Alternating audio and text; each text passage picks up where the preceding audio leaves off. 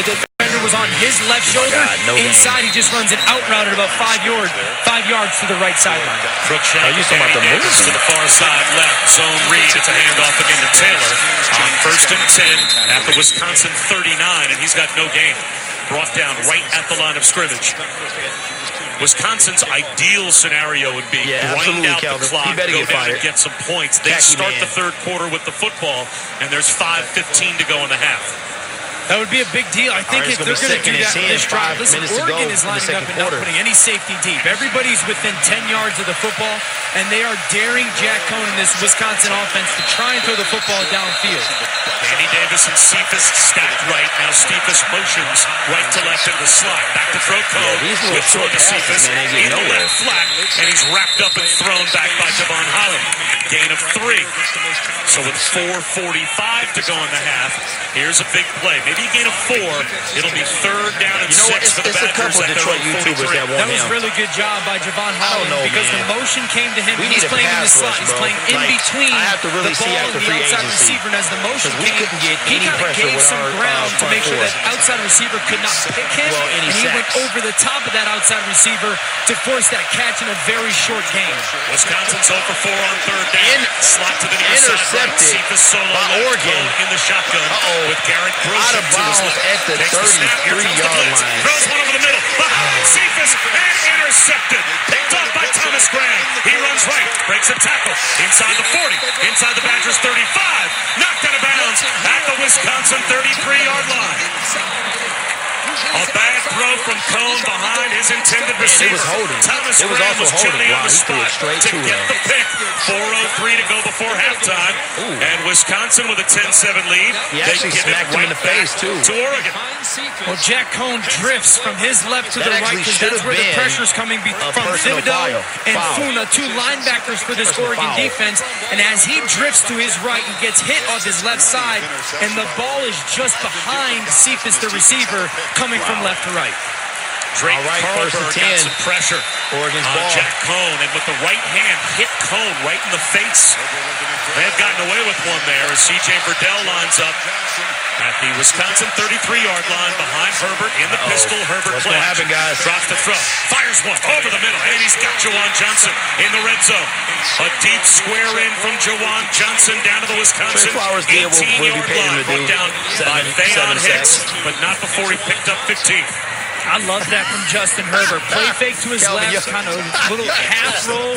He put his right foot in the ground, saw Jawan Johnson in the window opening up, and just let an absolute laser come out of his shoulder between those hashes in a big 15, 18-yard game for this offense. Ball at the 5-yard line. Here comes the touchdown. Across the formation, handoff to Verdell. Up the middle. He's got room inside the 15, inside the 10. Jitterbugs his way down to the 5. 13-yard gain for C.J. Verdell.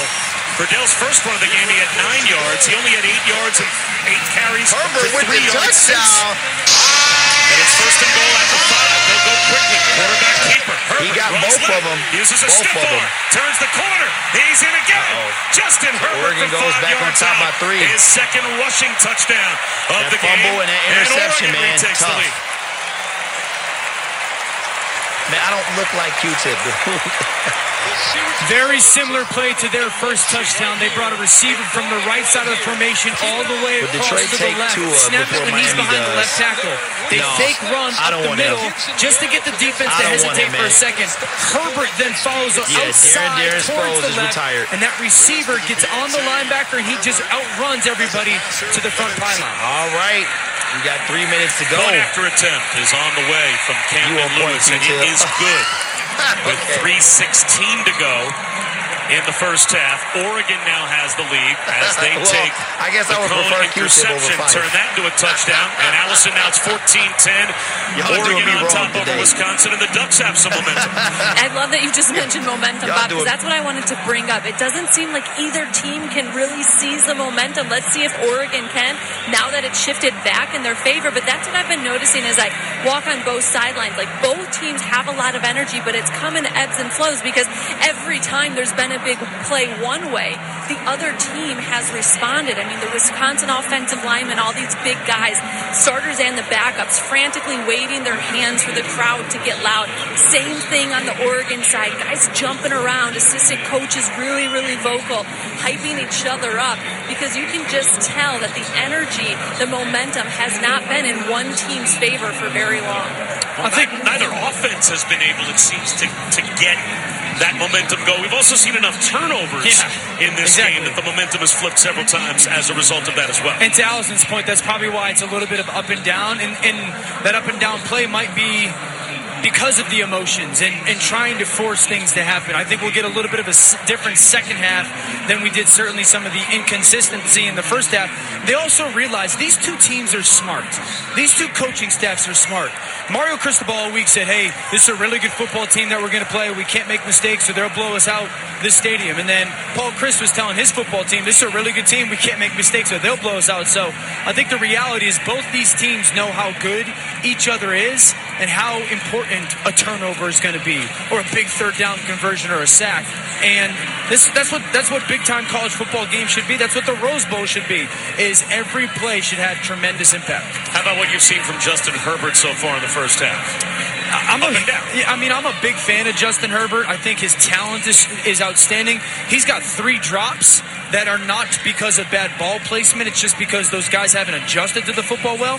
The biggest thing, and we talked about this pregame, I expected him to be used as a runner more, and we've seen it twice now with red zone runs for him in this offense. I mean, he is a big-time athlete, and when you get all those people committing in the run game, he's fast enough. He's 6'6", 240, but can run, and so you can get him on the perimeter. And also a big-time student. He won the Campbell Trophy. That's the academic Heisman. He has better than a 4.0 GPA, does Justin Herbert. His major is general sciences. Did you look at some of the courses he's taking? It's biology courses, chemistry courses. I mean, if you're an NFL team, yes, and you want to check a lot of the boxes, and some of those boxes is, am I getting a physical freak? Well, he's 6'6", 237, and can throw the ball through a car wash without it getting wet. Also, am I getting a smart guy? Well, you got a guy with a 4.01 GPA in general science. The draft process for him is going to be fascinating because it's just going to be so many people trying to find some kind of flaw in his game,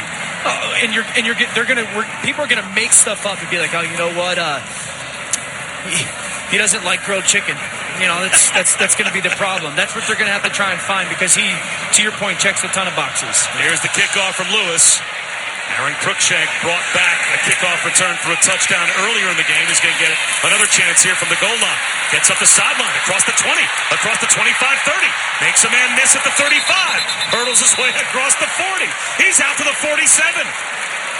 Great field position for Wisconsin. You wonder if Oregon is just going to stop kicking the ball to Aaron Cruikshank. Very similar to his kick return where he caught it kind of in between the hash and the numbers on the right side of the field, and they do a good job of opening some seams on that right side, and he just does a good job of finding it going and hitting it vertically, and he's another player or two from breaking a big one again for Wisconsin, but they've got something on the right side of the field with their kick return.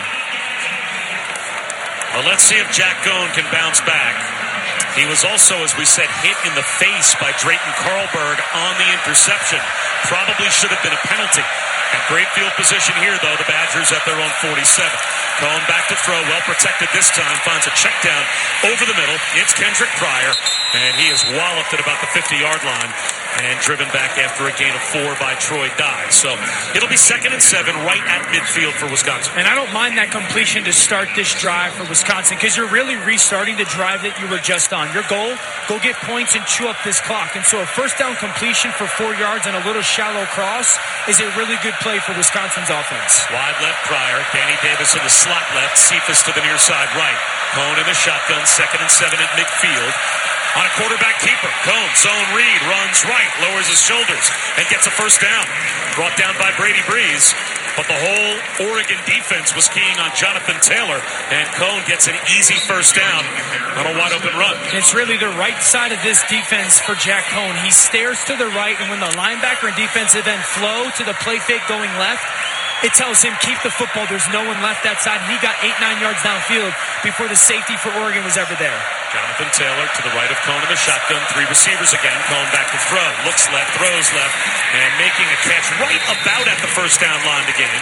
On the hash marks on the left-hand side is Jake Ferguson. Picks up 9. He's a yard shy, so it's 2nd down and 1. And again, Wisconsin in no hurry here. They've got 2 timeouts. 1:52 on the clock. They start the third quarter with the ball. Big-time adjustment there for Ferguson, who was going right to left on an out-breaking route. Ball was thrown on his left shoulder, so he had to turn back with his body and catch it. Really good hand-eye coordination. 2nd and 1. Cone again in the shotgun, slot right. This time he'll hand one to Taylor. Bounces off his own offensive lineman and does not get anything. Brought down for no gain.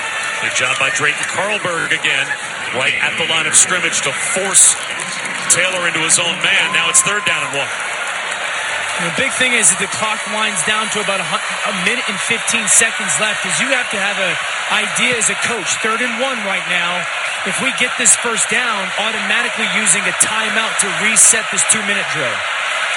Taylor lined up as an H-back to the left. 2 tight ends, and under center is Cone, and now they will shift into an I formation. Stocky, the fullback, he takes the handoff, runs right and gets the first down. So a lot of French pastry and pre-snap movement to do what to that Oregon defensive front? Just to make sure that it's really about setting where you want the defender to be. If there's a linebacker or a defensive tackle that you want to run at, you know if we put our tight end on the right side, that defensive tackle will be there. Okay, then we do the French pastry that you mentioned, pre-snap, move the tight end or another guy over that way, then you got the person you want to run at to an advantage, and they just wheeled Cone around, handed it off to Stocky, and it's a good conversion, but it's really about finding one gap or one person you want to run at. Wisconsin did spend, by the way, their 2nd timeout. So they've got a first down. They're knocking on the door of field goal range, probably not inside of what Colin Larsh's acceptable field goal range would be yet. 52 seconds on the clock. Oregon has the 14-10 lead. And Wisconsin has 1 timeout left. Wisconsin's got to think about getting a screen here. You know, Oregon's defense has flowed so well to the football. Think about getting a screen off to your tailback, Jonathan Taylor, to utilize him in some space. Are you surprised that the run game to Taylor hasn't been as effective in between the tackles as maybe you would think against most opponents it would be, but this is a really hard defense to run against? No, that's why I'm not surprised. I mean, this is going to be a run game for both teams that they're going to have to stay committed to, but this defensive line for Oregon is so big and physical, partly because they're talented players, partly because of the style of offense they run in, and I've continued to mention Mario Cristobal as a coach that's committed to the physical part, the physical play. So I'm not surprised that they've had some struggles with their run, but they're really good at adjustments. Wisconsin will go in half and figure out, okay, how can we adjust our run game? You know, it's amazing, too. There are certain teams, not all programs, certainly, but just a handful of programs where you close your eyes and you automatically think, Wisconsin football, here's how they play. Yeah, run game. And it's just the run game. Jonathan Taylor, of course, won the Doak Walker Award this year for the 2nd consecutive year. But the Melvin Gordons, the Monte Balls, the Ron Danes behind what seems to be offensive line after offensive line, stacked with All-American after All-American, and this year no different. I think that's the benefit of having a Paul Chryst as your head coach, is he completely understands, because he was a player there, who Wisconsin is, and when they are at their best, what they do. And there's an understanding of what they look for in recruiting as well. They don't recruit to find talent as the number one trait. It's character. And then they want some skills, of course, but character that they can build off of. The reason for the delay is we have what can only, I'm sure, be described as a drunken knucklehead. Would that be like the, really poor effort from definition really of the guy out on the field that the law enforcement has now corralled, and they're going to take him back to what I'm sure will be a far less pleasant evening wherever he's going to be spending the next, say, 24 to 36 hours of his life than being at the Rose Bowl and sticking around and watching the second half of Oregon-Wisconsin. Everyone since I've been here today has told me wait till the sun sets. My man's like 45 minutes away from seeing the sun. You couldn't have waited till the third quarter? Well, we all make choices. Yeah. I think he's going to regret that one for multiple reasons. Probably bigger than the sunset, but I'm thinking he made a lot of choices earlier today that led up to that choice. That's a swing and a miss there, bud. All right, so after drunken knucklehead intermission, 52 seconds to go before halftime, 14-10. Oregon's got the lead. Wisconsin, though, with a first down at the Ducks' 33-yard line. Jack Cohn in the shotgun. Ferguson motions left to right. Cohn's back to throw. Looks left, steps up in the pocket, takes a shot down the left sideline, and it is underthrown. Quintez Cephas puts his arms down. Did he haul it in at the 1-yard line with a flag down? What a catch by Cephas. An amazing adjustment as Cephas scooped it up right off the top of the grass for 32 yards, and I believe he was interfered with in the process as well. Pass interference, defense, number 17. His penalty is declined. The ruling on the field is a catch, and the receiver down by rule at the half-yard line. It's first down. The receiver was down inbounds, therefore the clock will start on the ready-for-play signal. That's an amazing catch that Quintez Cephas just made. Big time by Cephas. He's on the left sideline running a go route, and the corner actually does a good job of squeezing him. There's no place for him to go catch this football, but he's physical with the defensive back. He's physical with his right arm or right hand to push him through with right, and then comes underneath him to try and secure that catch. Don't know if he stepped out of bounds with the left foot, but that's a big-time athletic play. It looks like he did. It looks like his left foot stepped out of bounds just a hair before the ball fell into his hands. And because he stepped out of bounds, they're going to have to take this catch away. The ball also went in between his hands. The nose of the football touched the ground. You could make a case that he had complete control of the ball when it hit the ground, because that's allowed to happen. The ball can touch the ground as long as if, in the officials' estimation, you've got control of it. Doesn't even look like that happened, though. So this is not going to be a completion to Quintez Cephas, but it'll still be a 15-yard penalty on the pass interference, and that will put Wisconsin in the red zone. I was going to say, first of all, good point by you, Bob, that the penalty will still be enacted. But I want to talk about the penalty, because both him and Wright, the corner, are fighting with each other and pushing each other. You either don't throw that flag. You can't throw that flag. Like, I don't think you can throw it just on the defensive back there, because Cephas is fighting and shoving. Both those guys are going towards the football with a right to the football.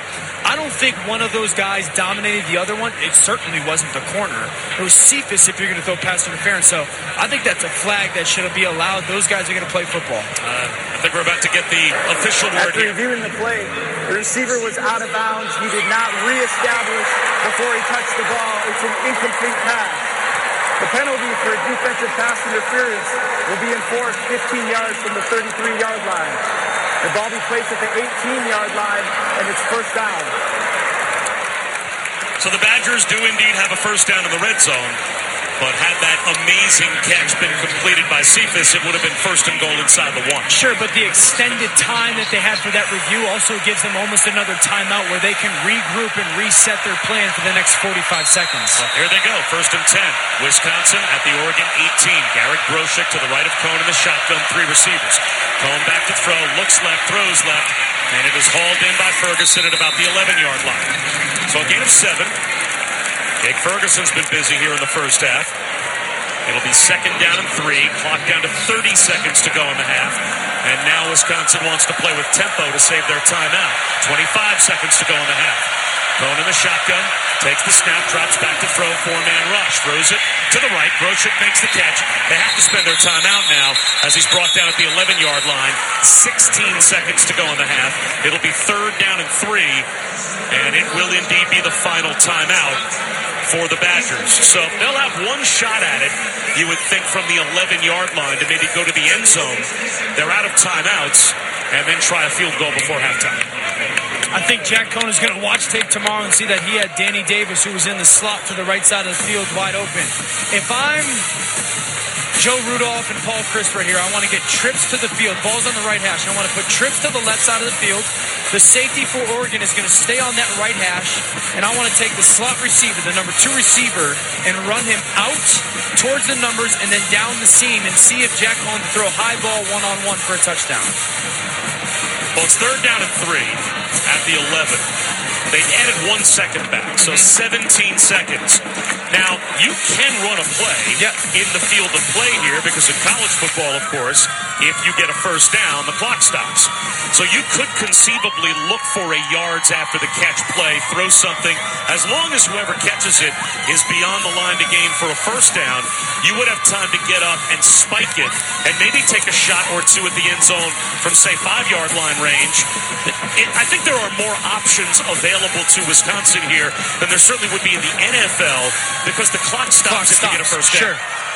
I think what you have to understand as a play caller here, you're going to get pressure because Jack Cohn struggled against pressure, and you can get man coverage. So that man coverage thing that we're talking about, a one-on-one matchup or a route beater, has to be the primary thought. Well, here we go. 3rd down and 3 at the 11-yard line. Wisconsin in Oregon territory. 17 seconds to go in the half. No timeouts. 2 receivers stacked left. And dropping back is Cohn. Throws one over the middle at the goal line. It is caught. Quintez Cephas. He's got it across the chalk. That's a Wisconsin touchdown. Quintez Cephas from 11 yards out, right in between the hash marks. A strike from Jack Cohn. And Wisconsin takes the lead with 11 seconds to go in the half. What a big-time play by Jack Cohn. Cephas was on his left. He stared to the right. Ball's on the right hash. Stare to the right to hold some defenders. Cephas coming out from the left to the right, underneath the safeties, right across the goal line. An extended catch, and as he's making that catch, getting hit by the safety, 1 foot, 2 feet into the end zone. Big-time catch by Quintez Cephas. 8 plays, 53 yards, 3:05 off the clock. And again, what set it up? The short field because of the Cruikshank kick return. So Aaron Cruikshank has a touchdown on his own and also created a short field for his offense with a terrific kick return. And the point after attempt is up and through for Colin Larsh. So 11 seconds to go in the half. Back and forth we go. Wisconsin's got the lead back over Oregon. They lead 17-14. That's just a really good drive by Wisconsin, but on 3rd and 3, just an outstanding job of finishing your drive with a play that you know your quarterback really likes, and then your big-time receiver in Quintez Cephas. I can't tell how good of a job it was by Jack Cohn of staring to the right to see what the defense is doing, making those guys move, and then when he comes back to the left and sees Cephas rounding that route off, trust that he's going to go flat along the end zone line, and he could throw it up at his face mask, and Cephas catch point and then catch contact as he's getting hit by that safety. Big time. And for Jack Cohn on the season now, that's 9 touchdowns, no interceptions in the red zone. Honorable mention, all Big Ten at quarterback this year for Wisconsin, and only a junior, so he'll be back next year.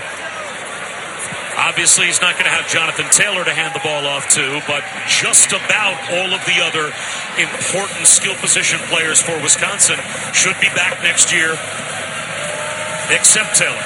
Taylor's a junior, but we're expecting that, knowing what he will be as an NFL prospect, he'll be going pro. Squib kick is covered up by Zach Hint. So now, only 9 seconds up on the clock. Oregon does have a couple of timeouts. Wisconsin starts the 3rd quarter with the football. Is this just victory formation and head to the locker room trailing by 3? I would not be. I mean, because I've got 6'4" Juwan Johnson. I would try and take a shot, maybe throw something down a seam or a sideline. And if it's a jump ball and you get 30, you got a field goal shot. It looks like Justin Herbert is lined up in victory formation. It always has to hurt Dan Orlovsky just a little bit each time that I make what's really kind of an obvious football point that I'm right. Yeah, and there's the knee for Herbert. Why wouldn't you put the ball into your big-time quarterback's hands for one try, right? All right, Wischusen won, Orlovsky nothing. 17-14, though, at halftime. Wisconsin over Oregon. What a first half. We're expecting a very exciting second half here at the Rose Bowl game presented by Northwestern Mutual. But right now, Chris Vellante is back in the studio. He's got the college football halftime report. Thanks very much, Bob. Yeah, that was a fun finish to the second quarter. And when the dust settles on half number one, Wisconsin a 17-14 lead on Oregon in the Rose Bowl game presented by Northwestern Mutual in a matchup of top 10 teams. Sports, the most important meal of the day. Get your fill. Golic and Wingo, weekday mornings on ESPN Radio. Coming up on the college football halftime report, Clemson head coach Dabo Swinney on why facing LSU will be such a daunting task. This is the Rose Bowl game presented by Northwestern Mutual on ESPN Radio and the ESPN app. The All-State Sugar Bowl. Number 5, Georgia. 7th ranked Baylor. Coverage of the All-State Sugar Bowl begins today at 8:45 Eastern on ESPN Radio and on ESPN. Stupidity!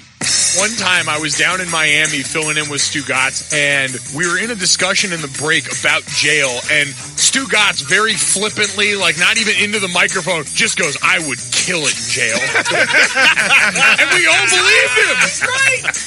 Mike, you know me pretty well now. Don't you think I would kill it in jail? Just negotiating. I'd run prison, man. That's true. Download and subscribe to Stupidity right now on Apple Podcasts, Spotify, or wherever you get your podcast. Levitard. The Dan Levitard Show. 10 to 1 Eastern on ESPN Radio. The Low Post Podcast with Zach Lowe. It's not controversial anymore to say that these teams lose Kyrie Irving and they don't seem to lose very much. If they have another ball handler waiting in the wings, it's like it just keeps happening. You can listen to the Low Post Podcast wherever you listen to podcasts. This is the Will Kane Show. I got the dude in North Carolina. What's up, dude? You are not 6'3". I'm 6'2". Will, you're 5'10". Are you challenging me on my height, dude? I guarantee you we're going to look eyeball to eyeball, and I'm 5'10", full of studness. I'm going to tell you something. You may be 5'10", full of studness, but I'm 6'2", full of BS. The Will Kane Show, weekdays at 3 Eastern on ESPN Radio and on the ESPN app.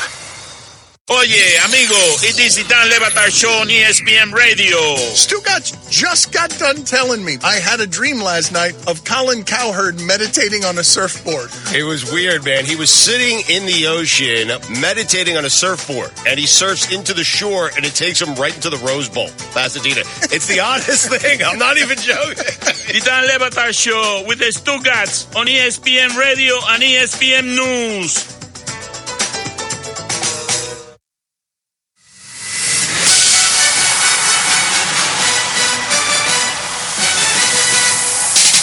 The Rose Bowl game presented by Northwestern Mutual on ESPN Radio and on the ESPN app. It's halftime in Pasadena. Chris Vellante here in our college football live studios. Wisconsin a 17-14 lead on Oregon in halftime of the Rose Bowl game presented by Northwestern Mutual. Jack Cohn, the Badgers quarterback, 88 yards through the air, including a late touchdown pass. Jonathan Taylor, 52 yards rushing on 11 carries for Wisconsin. He's 37 yards away from 2,000 for the season. He'd be the first Wisconsin running back to have back-to-back 2,000-yard rushing years. January 13th, fast approaching. The college football playoff national championship game presented by AT&T coming up on that day. Clemson will try to make it back-to-back titles and wins in 3 of the past 4 college football playoffs. Tigers head coach Dabo Swinney joined the game day crew earlier today to look ahead to the big game with Reese Davis, Kirk Herbstreit, and Desmond Howard. Dabo, when you come off a game like the one against Ohio State that took such a physical toll, a little extra time, how have you guys approached recovery?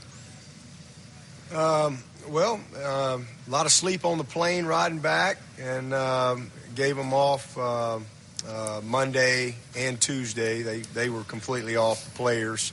So a couple days to just rest and recover. And, they've been over here doing some, prehab type stuff that they always do, taking care of their bodies. And then today the staff will get our first chance to get with them. We'll have meetings only.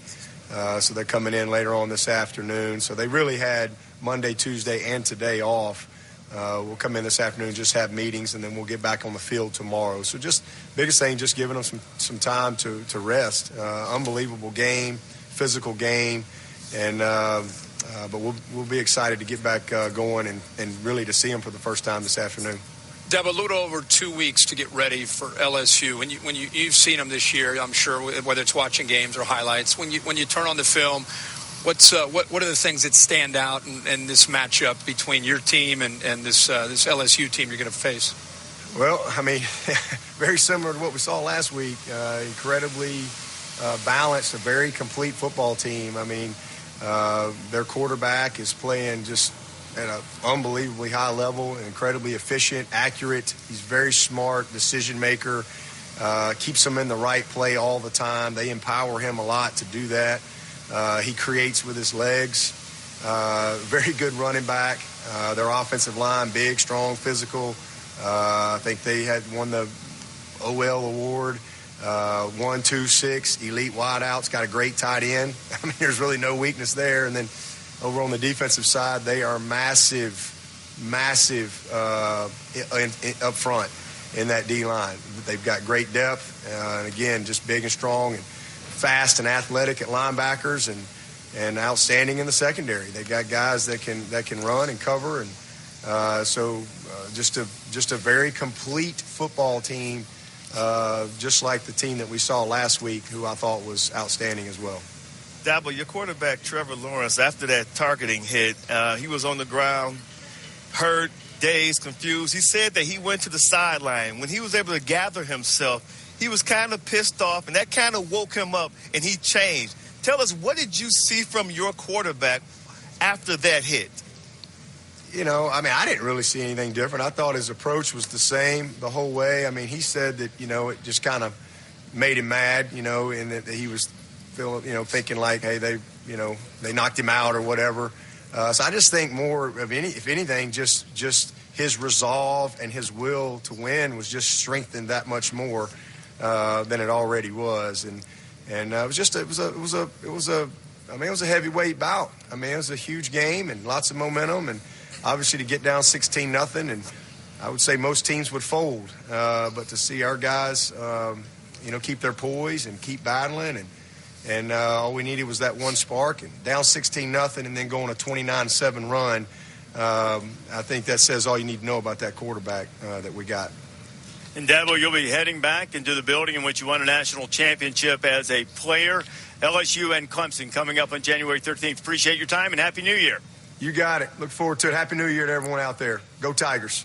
Dabo Swinney and the Tigers getting set to take on the other Tigers from LSU, a pair of 14-0 teams squaring off the College Football National Championship presented by AT&T. Monday, January the 13th, 8 o'clock Eastern, ESPN TV and ESPN Radio. I'm Chris Villani. We'll now pause 10 seconds for station identification. You're listening to the Rose Bowl game presented by Northwestern Mutual on ESPN Radio and the ESPN app.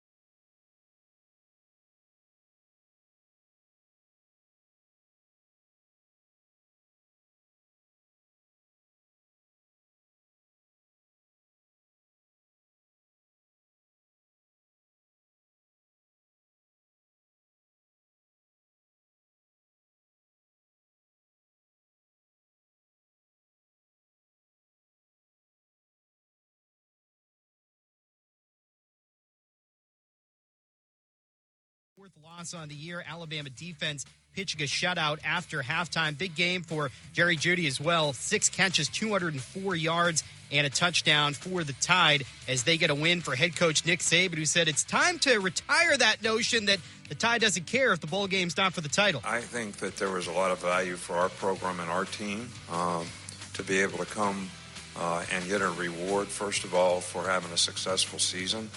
I know most people would think that 10-2 was a good season. That's not necessarily our standard. The fact that previous to this year, we've been in 7 of the last 10 championship games, 8 playoffs out of 10.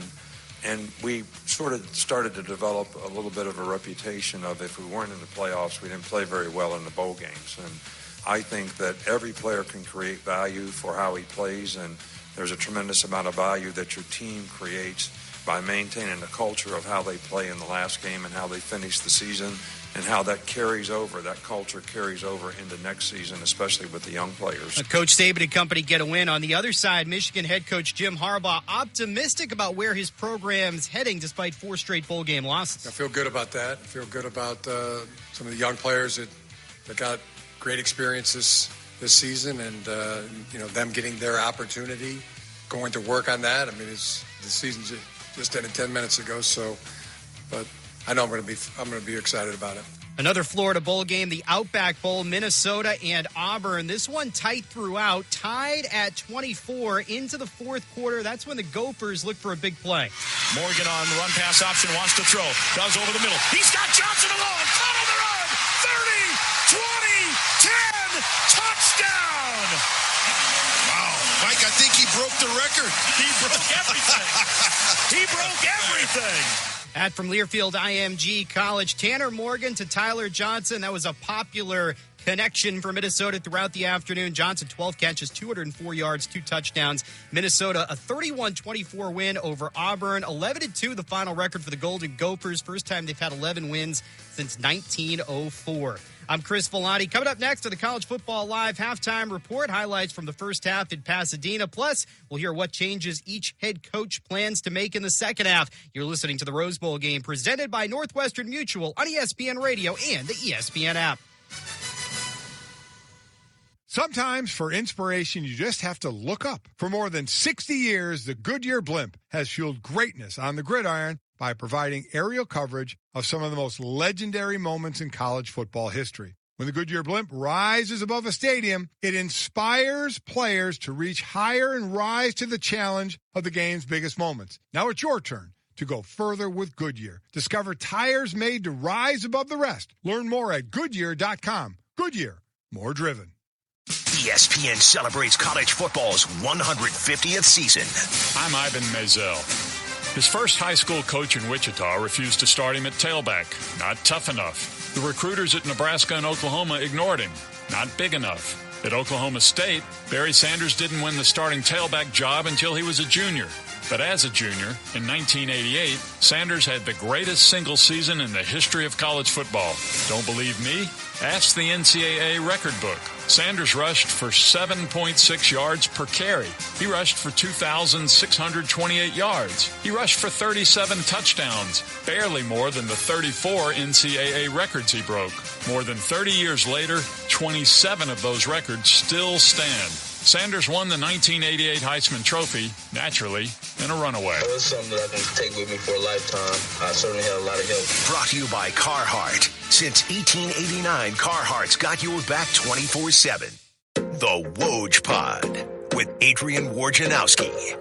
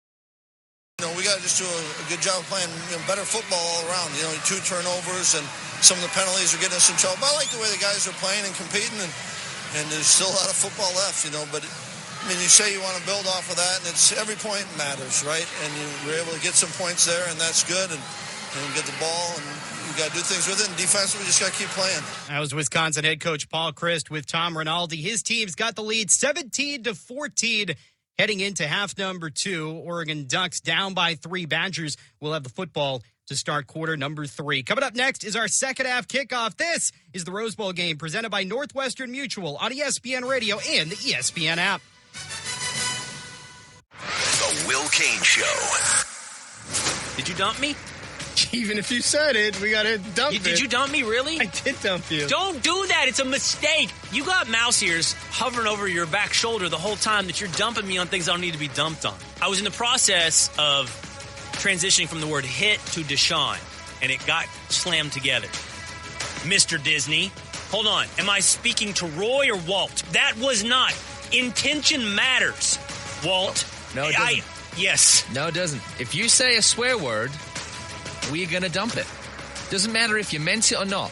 You can't swear on the airwaves of the mouse. Your accent makes it sound more uptight. Okay. Hey, man, if you swear, we're going to dump you. I don't know what to tell you. Don't swear on the show, okay? It was an accident. Doesn't matter if it was an accident. You can't swear. The Will Cain Show. Weekdays at 3 Eastern on ESPN Radio and on the ESPN app. The College Football Playoff National Championship. The LSU Tigers and the Clemson Tigers. Coverage begins Monday, January 13th at 7 Eastern on ESPN.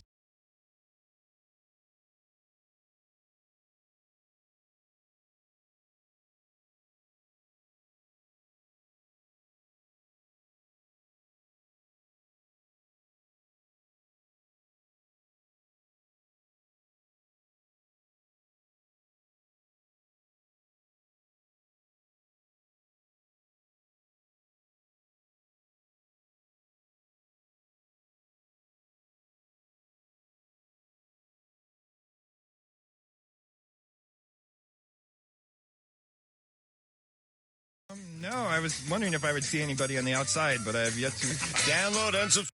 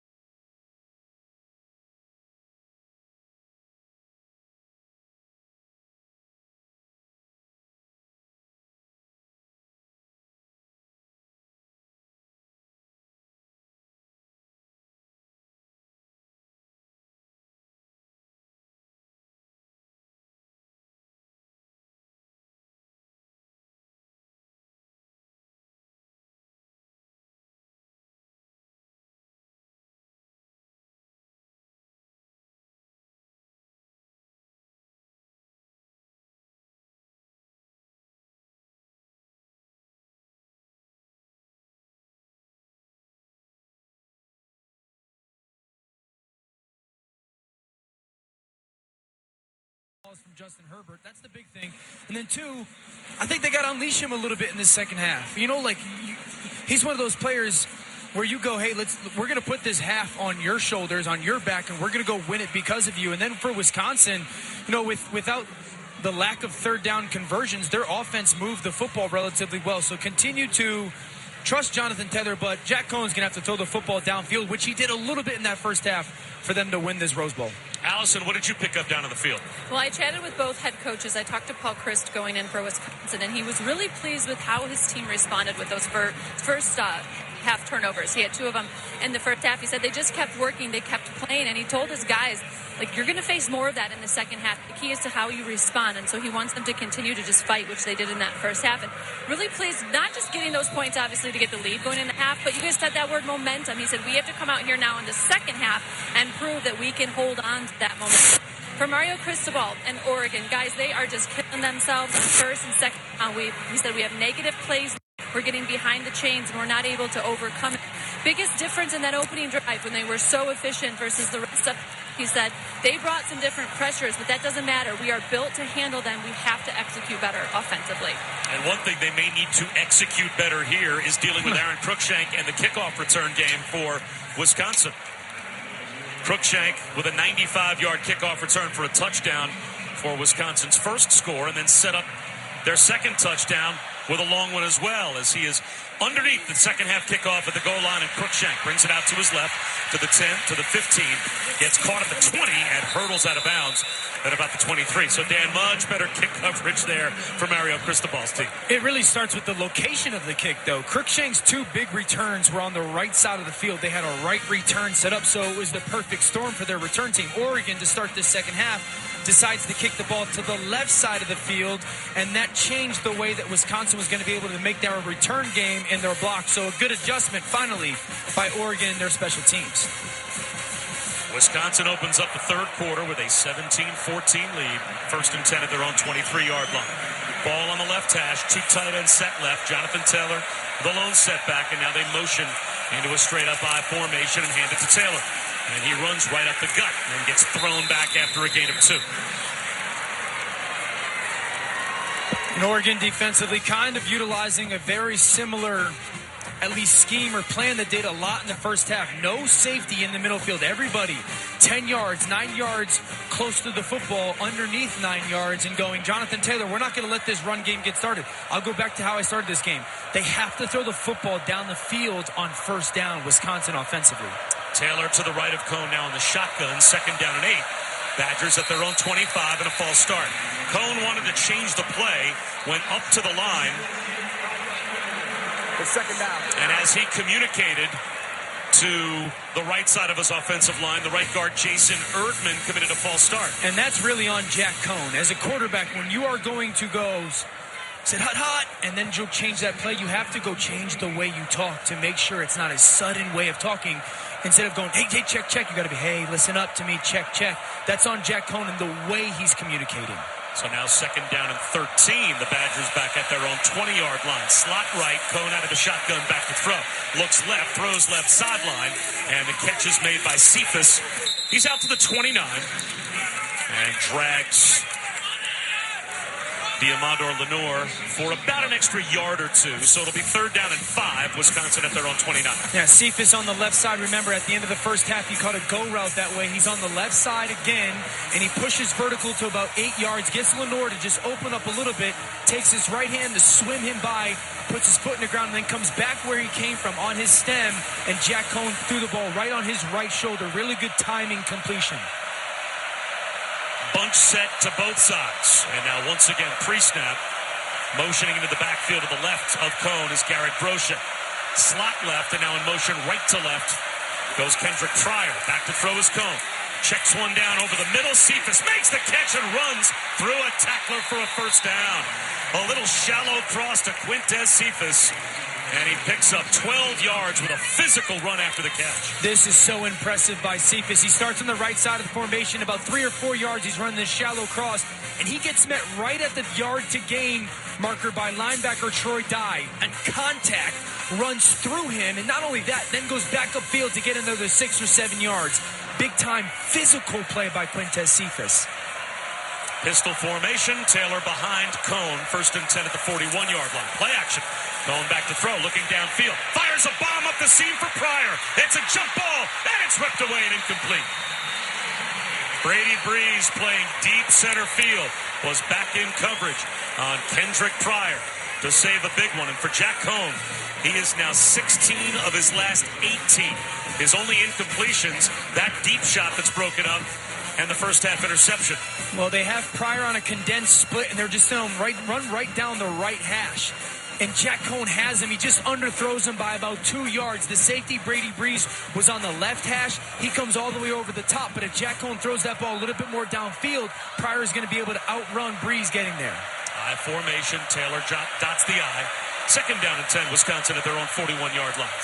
Cone designed rollout to the right. Wants a throwback screen to the left. It's not there, and he dirts it.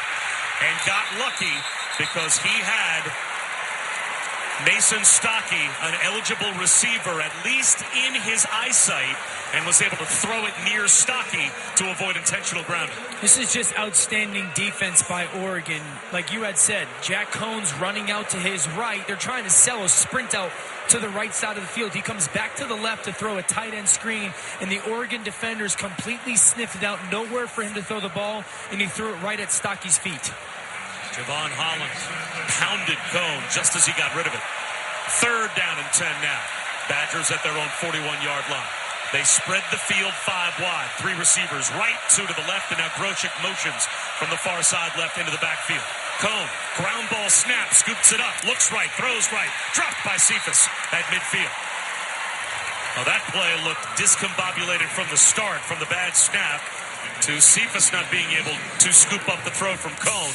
And the Badgers stall near midfield, and they'll have to punt. Everything was just rushed. The bad snap forces Jack Cone to bend down towards his right foot, pick that ball up, and he kind of rolls halfway to his right. Cephas is running an outbreaking route. He's open, but just the rushed process forces a little bit of a low throw. Cephas bends down, bobbles it, and doesn't make the catch. And now a muffed snap, and it's scooped up by Oregon. On the punt formation, it's going to be a scoop and score of 31 yards for Brady Breeze. Anthony Lottie muffed the snap. And as he was going to scoop it up, got popped by Breeze. Breeze scooped it up and runs it in 31 yards for a touchdown. And it's not even a muffed snap from Lottie as we take another look. He had it in his hands. He was about to kick the ball, and as he was about to drop it to his foot, he just kind of muffed it and fumbled it on the ground. Full speed, it looked like he never really had complete control of the ball. But looking at the replay, it seemed as if he just kind of butterfingers it as he was going to drop it to his right foot. Like squeezing the football, squeeze the point of the football, and it just gets out of his hand, and then Brady Breeze right there to pick up that bobble. So a special teams muff gives Oregon 6 and now 7. As the point after is put through by Camden Lewis. So both teams have now scored on special teams. Brady Breeze runs one in from 31 yards. And Oregon leads 21-17 with 11:57 to go in the third quarter. This is the Rose Bowl game presented by Northwestern Mutual on ESPN Radio and the ESPN app. An interesting creature inhabits the flat, arid plains of many an automobile dashboard. The bobblehead. It's most agreeable and will nod along to anything, despite having no brain function. But when the bobblehead hears how Geico not only saves people money, but also gives them access to licensed agents 24/7 online and over the phone, he'll nod even more vigorously because he knows you should switch. Because yes, switching to Geico is a no-brainer. Easy, bobblehead, easy. You're going to get whiplash. The All-State Sugar Bowl. Both 5th-ranked Georgia and 7th-ranked Baylor reached their conference championship games with a shot at the playoff, but fell short. Can Baylor bounce back and get their first 12-win season in school history? Or will Georgia hit 12 wins for the second time in 3 years? Coverage of the All-State Sugar Bowl begins today at 8:45 Eastern on ESPN Radio and on ESPN.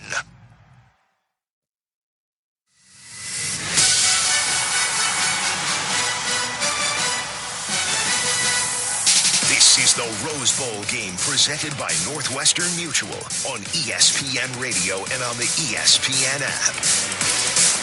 Bob Wischusen, Dan Orlovsky, and Allison Williams back here at the Rose Bowl game presented by Northwestern Mutual. The sun has now set, and maybe there's a full moon somewhere because this game has gotten wackier and wackier as we have gone on, as both teams have now scored on special teams. The latest was simply butterfingers by the punter for Wisconsin as Anthony Lottie just muffed the ball as he was about to kick it. Brady Breeze scooped it up, ran it in for a 31-yard Oregon touchdown, and the Ducks now, Dan, have a 21-17 lead. It's really, this is a game right now of some mistakes by both teams, and to start the second half, if you're Wisconsin had a little bit of a drive, and then you go to punt, and then Lottie fumbles that, not only fumbles it, but then picked up by Brady Breeze from Oregon, and he returns it for a touchdown. The mistake that you hurt yourself to start this second half can set a bad tone for the rest of this game for Wisconsin. The kickoff once again down to Cruikshank on the far side left at the 6. Left sideline gets across the 20, across the 25.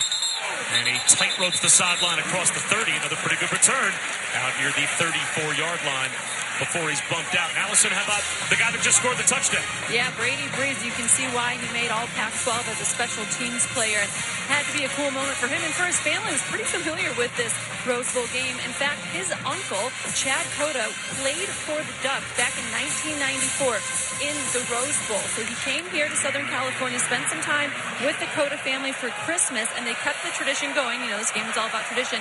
His grandma made the exact same cake for 1995 for this one, saying Rose Bowl 2020. He said, man, it's just so awesome to be able to play in this game that I watched my uncle play in. And now he scores a touchdown in just that game. A handoff to Jonathan Taylor. Nice jump cut in the backfield at the Wisconsin 35. Scoots right to the 40. Javon Holland brings him down after a gain of 5. So now we see how the Badgers respond, down by 4. 11 and a half minutes to go, third quarter. And that jump cut was so impressive. Like, Jonathan Taylor's going to his left. He gets shut off, so he jumps cut to his right. And as that right foot for him hits the ground on that jump cut, he then puts that in the ground and goes and gets 5 yards. Just that sudden athleticism in space. Just really one of those things that separates him. 2 H-backs and 2 receivers tight to either side. Taylor again the lone setback. And now in motion, Mason Stockey into a straight-up I formation. Handed off to Taylor, running left again. Caught behind the line and swamped under. Popo Amuvai was there to bring down Taylor at the 40-yard line as he fought his way back to the line of scrimmage. Still no gain, though, third down and 5. It's just the left side of that offensive line got pushed back about 2 yards. There was nowhere for Jonathan Taylor to go to, so they get pushed back 2 yards, and then the penetration or the pursuit from the right comes chasing down, and that forces this 3rd and 6. They've gone to Ferguson or Cephas on every one of these opportunities. One of those guys needs to win their matchup. Cephas in the slot right, 2 receivers left. Cone in the shotgun. Takes the snap on 3rd and 5. Looks right, throws to the near side right. Cephas climbs the ladder, makes the catch. He's got the first down.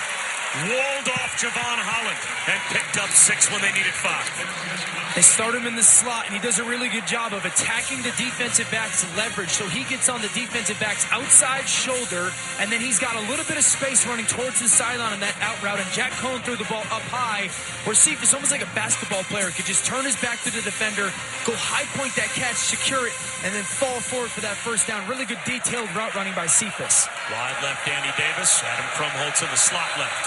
High formation. Check that pistol formation. As Cone takes the snap, drops back, looks left, throws on the run left, and coming back to make the catch is Danny Davis. He's across midfield, down to the Ducks' 46-yard line. On the left side of the field, picks up 8. Troy Dye made the tackle.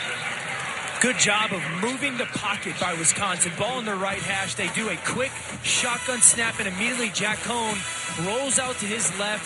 Clear vision to the field, and Danny Davis just pushed up to about 8 yards, stopped it. Right when he turned around, the ball was on his right shoulder where he could catch and fall forward for another yard. That's a really productive play for Wisconsin offensively on first down. Once again, 2 receivers to either side. 2nd down and 2 at the Oregon 46.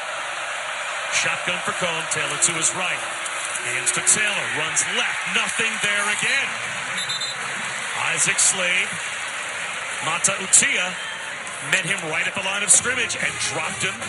And now it's 3rd down and 2 for Wisconsin. They cannot get a consistent run game going with Jonathan Taylor. Well, Oregon is selling out going. Jonathan Taylor's the only option. And Wisconsin needs to counter that with allowing Jack Cohn to pull the football and become a runner. It just takes 1 or 2 to hurt a defense and get them to play a little bit more hesitant, because right now, everybody is selling out to go get Jonathan Taylor. 14 carries, 59 yards for Taylor. Mason Stockey to the right of Cohn in the shotgun. Check that Groshek. And it is a direct snap. Groshek takes it. He goes up the middle. I don't think he got there. On 3rd down and 2, he picked up a yard to the 45-yard line of Oregon. Now it's going to be 4th down and 1. And here comes Jonathan Taylor trotting back on the field. I think that Wisconsin got away with a little bit of a false start there. Both Groshek and Stockey were in the backfield at the same time, and that was that direct snap. This is a perfect opportunity to fake this ball to Jonathan Taylor and allow Jack Cohn to go on one of those edges. I formation, Taylor dots the I. Stockey the fullback, Cohn under center. 4th and 1 at the Oregon 45. Play action, Cohn back to throw. Wheel route, down the sideline. Drops it into Taylor. He's got it. Inside the 30, inside the 25-20, inside the 15. Dragged out of bounds by Lenoir. All the way down at the 11-yard line. A gain of 34 on the perfectly executed wheel route by Jonathan Taylor. Perfect play call. They're in the I formation. The fullback goes off the left edge, blocks the end defender. Jonathan Taylor fakes a handoff real quickly. The defense steps to him, and then he just goes outside that defender, right up the sidelines, and Jack Cohn throws it right on his hip. Really good job of focusing concentration-wise by Jonathan Taylor, but he gets a one-on-one matchup and wins. The lone setback, Groshek now. 1st and 10 at the 11. 2 tight ends on the right-hand side. Cohn under center. The toss to Groshek. He wants to throw it back to Cohn. He'll tuck it under and run as Cohn was covered. Left sideline 10. Gets to the 5. Driven out of bounds. Brady Breeze was there to bring down Garrett Groshek, but Oregon sniffed out the trick play as they stayed with Jack Cohn and didn't give Groshek anywhere to throw the ball to. Ball's on the left hash, and Jack Cohn underneath center turns around, tosses it to Groshek going towards the right. And when he does that, he tries to leak back down the left sideline. Groshek looks back. It's not there. He does a really good job of pump faking and just following Jack Cohn. Credit Oregon defensively to staying put, but also Groshek for making a 7-yard gain when nothing was there. Linebacker Bryson Young stayed with Cohn, read the trick play. 2nd down and 4 at the 5. I formation. Taylor dots the I. Handoff instead to the fullback. Mason Stockey plows straight ahead, and he's about a yard shy of a 1st down. Troy Dye made the stop. He got down to the 2, so it's going to be 3rd and 1. As Wisconsin can pick up a 1st down inside the 1-yard line. They are at the 2-yard line of Oregon. Just a fullback dive off the left side for Stockey. Just handed off behind that left guard. Really good initial push, but Oregon defensively. Troy Dye and Lenoir meet him right at the point of contact and don't give up any yards, forcing this 3rd and 1. 2 tight ends set left. The lone setback offset right is Taylor. And now they motion it down to the I formation. 3rd down and 1 at the 2. Another handoff to Stockey. He plows straight ahead at the 1-yard line. And it looks like he stopped there. Is it a 1st down? We'll have to see where they spot the football.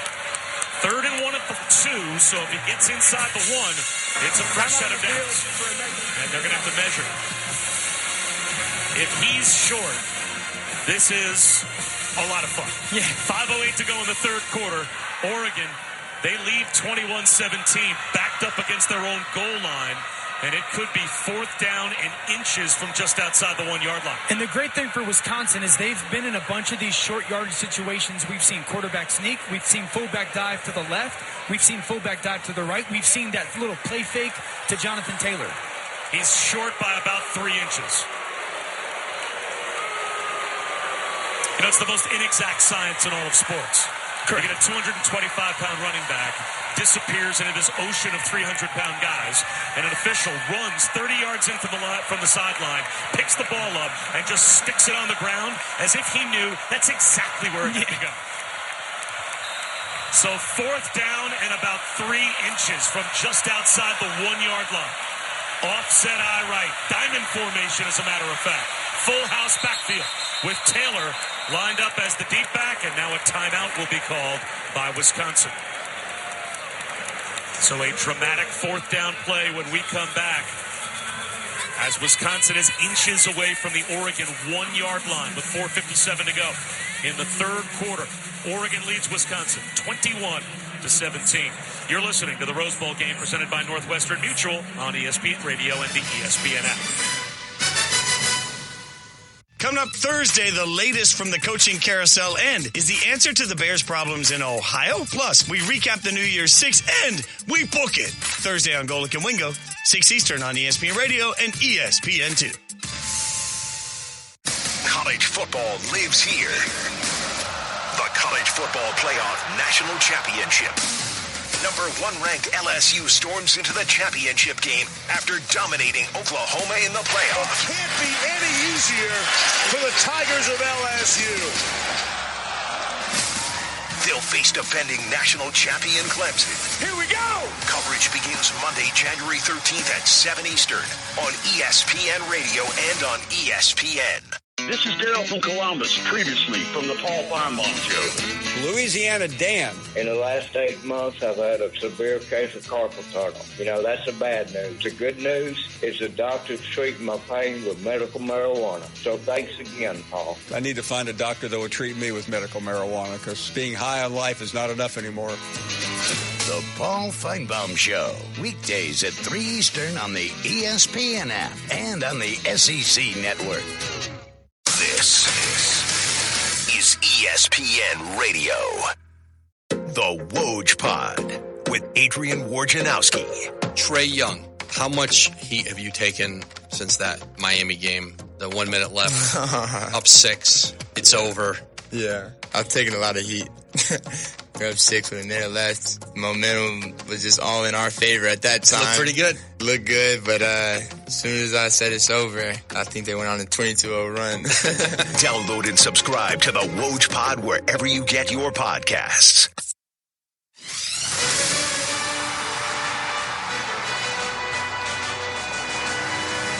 You're listening to the Rose Bowl game presented by Northwestern Mutual on ESPN Radio and on the ESPN app. Back here at the Rose Bowl, Bob Wischusen, Dan Orlovsky, Allison Williams. After a Wisconsin timeout, 4th down and inches, just outside the 1-yard line of Oregon. The Badgers trail the Ducks by 4. It's 21-17, Oregon on top. And we were looking at that last carry by Mason Stockey on 3rd down and 1. He came up 3 inches shy of a first down. We wondered if it may have been a bad spot as he got lost in a sea of bodies. Seemed to fall inside the 1-yard line, but the officials either said his forward progress was stopped or they just misspotted the football because it looked like he fell well past the first down line to gain had that not been forward progress. What are you calling here on 4th down and 3 inches? Simple, right up the middle? No, I don't think you can. I think that you have to understand that Oregon is better than you internally. One, I'm going to try and do a play fake outside and get Jack Cohn going opposite of that fake it down block, and then leak somebody out, kind of banking on Oregon selling out to stop the run and having bad eyes defensively. That would be my number 1 call. The second thing, Jonathan Taylor on the perimeter if you are committed to running the football. Again, a full house backfield. Diamond formation. Taylor the deepest back behind Cohn. On 4th down and inches. It's a counter handoff to the right, and into the end zone goes John. Check that, Mason Stockey. Mason Stockey on the dive. And you know what? That's like the ball nose. As Mason Stockey looked like he had gotten the first down on the previous play, and instead here, he dives over from 1 yard out and gets the touchdown. It's a beautiful design by Wisconsin. They come out in kind of a reverse wishbone. Jonathan Taylor 5 yards deep behind Jack Cohn, Stockey, and Groshek winged behind the guards. And Jack Cohn opens up to his right, turns all the way around. Stockey comes underneath him on a counter, and Oregon flowed towards Jonathan Taylor, went the opposite direction. It was a really good design by Wisconsin on 4th and 1. Point after attempt from Colin Larsh is good. 11 plays, 65 yards in over 7 minutes off the clock for Wisconsin. And they retake the lead. It's now Wisconsin 24, Oregon 21 with 4:53 to go in the third quarter. This is the Rose Bowl game presented by Northwestern Mutual on ESPN Radio and the ESPN app.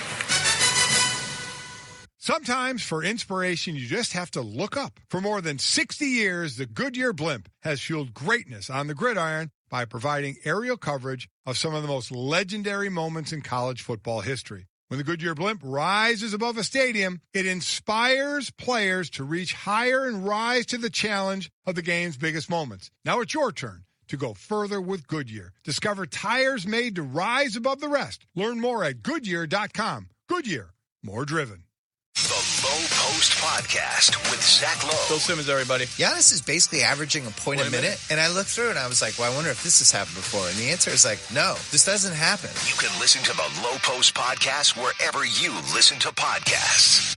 Hey, college sports fans, a show with the most comprehensive look at everything from the ACC is finally here. Clemson will win its third national championship. Hey, college sports fans, it's Wes Durham, and along with Mark Packer, we welcome you to join us for Packer and Durham. Talking about everything from the world of the ACC. Packer and Durham, from 7 to 10 a.m. Eastern. Find it on the new ACC network, Sirius XM Channel 371, and streaming on the ESPN app.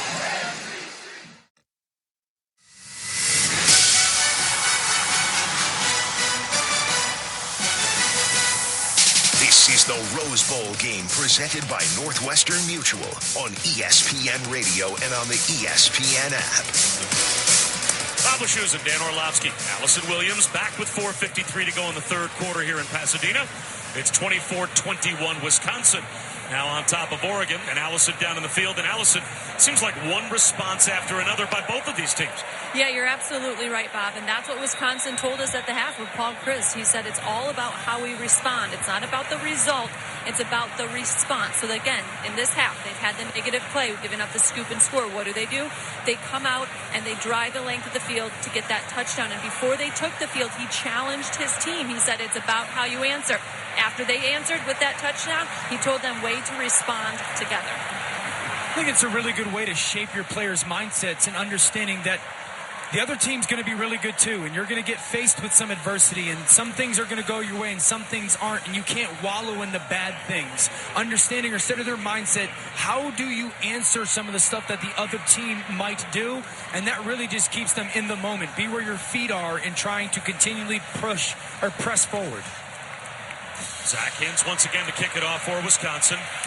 Mikael Wright, if he has a chance to bring one back, returned 2 for scores this year, but this is going to travel all the way to Dawood Davis, about 7 yards deep in the end zone, and he has to take a knee. You know, it's funny, Zach Hintz, as a kickoff guy, becomes an underrated weapon in this game. Aaron Cruikshank has 3 impactful kickoff returns for Wisconsin, including 1 for a touchdown. But he's getting opportunities because the Ducks can't kick the ball through the back of the end zone. Sure. And when Wisconsin kicks it off, they've got a guy that doesn't allow a return. And it's forcing Wisconsin's or Oregon's offense to drive 75 yards. Every single time they feel the kickoff, you got to go 75 yards on our defense. That is a weapon for you. It's been 1 hour and 14 minutes since Justin Herbert last attempted a pass. He's on the field here, and he's going to hand one off to C.J. Verdell up the middle for about 3 yards.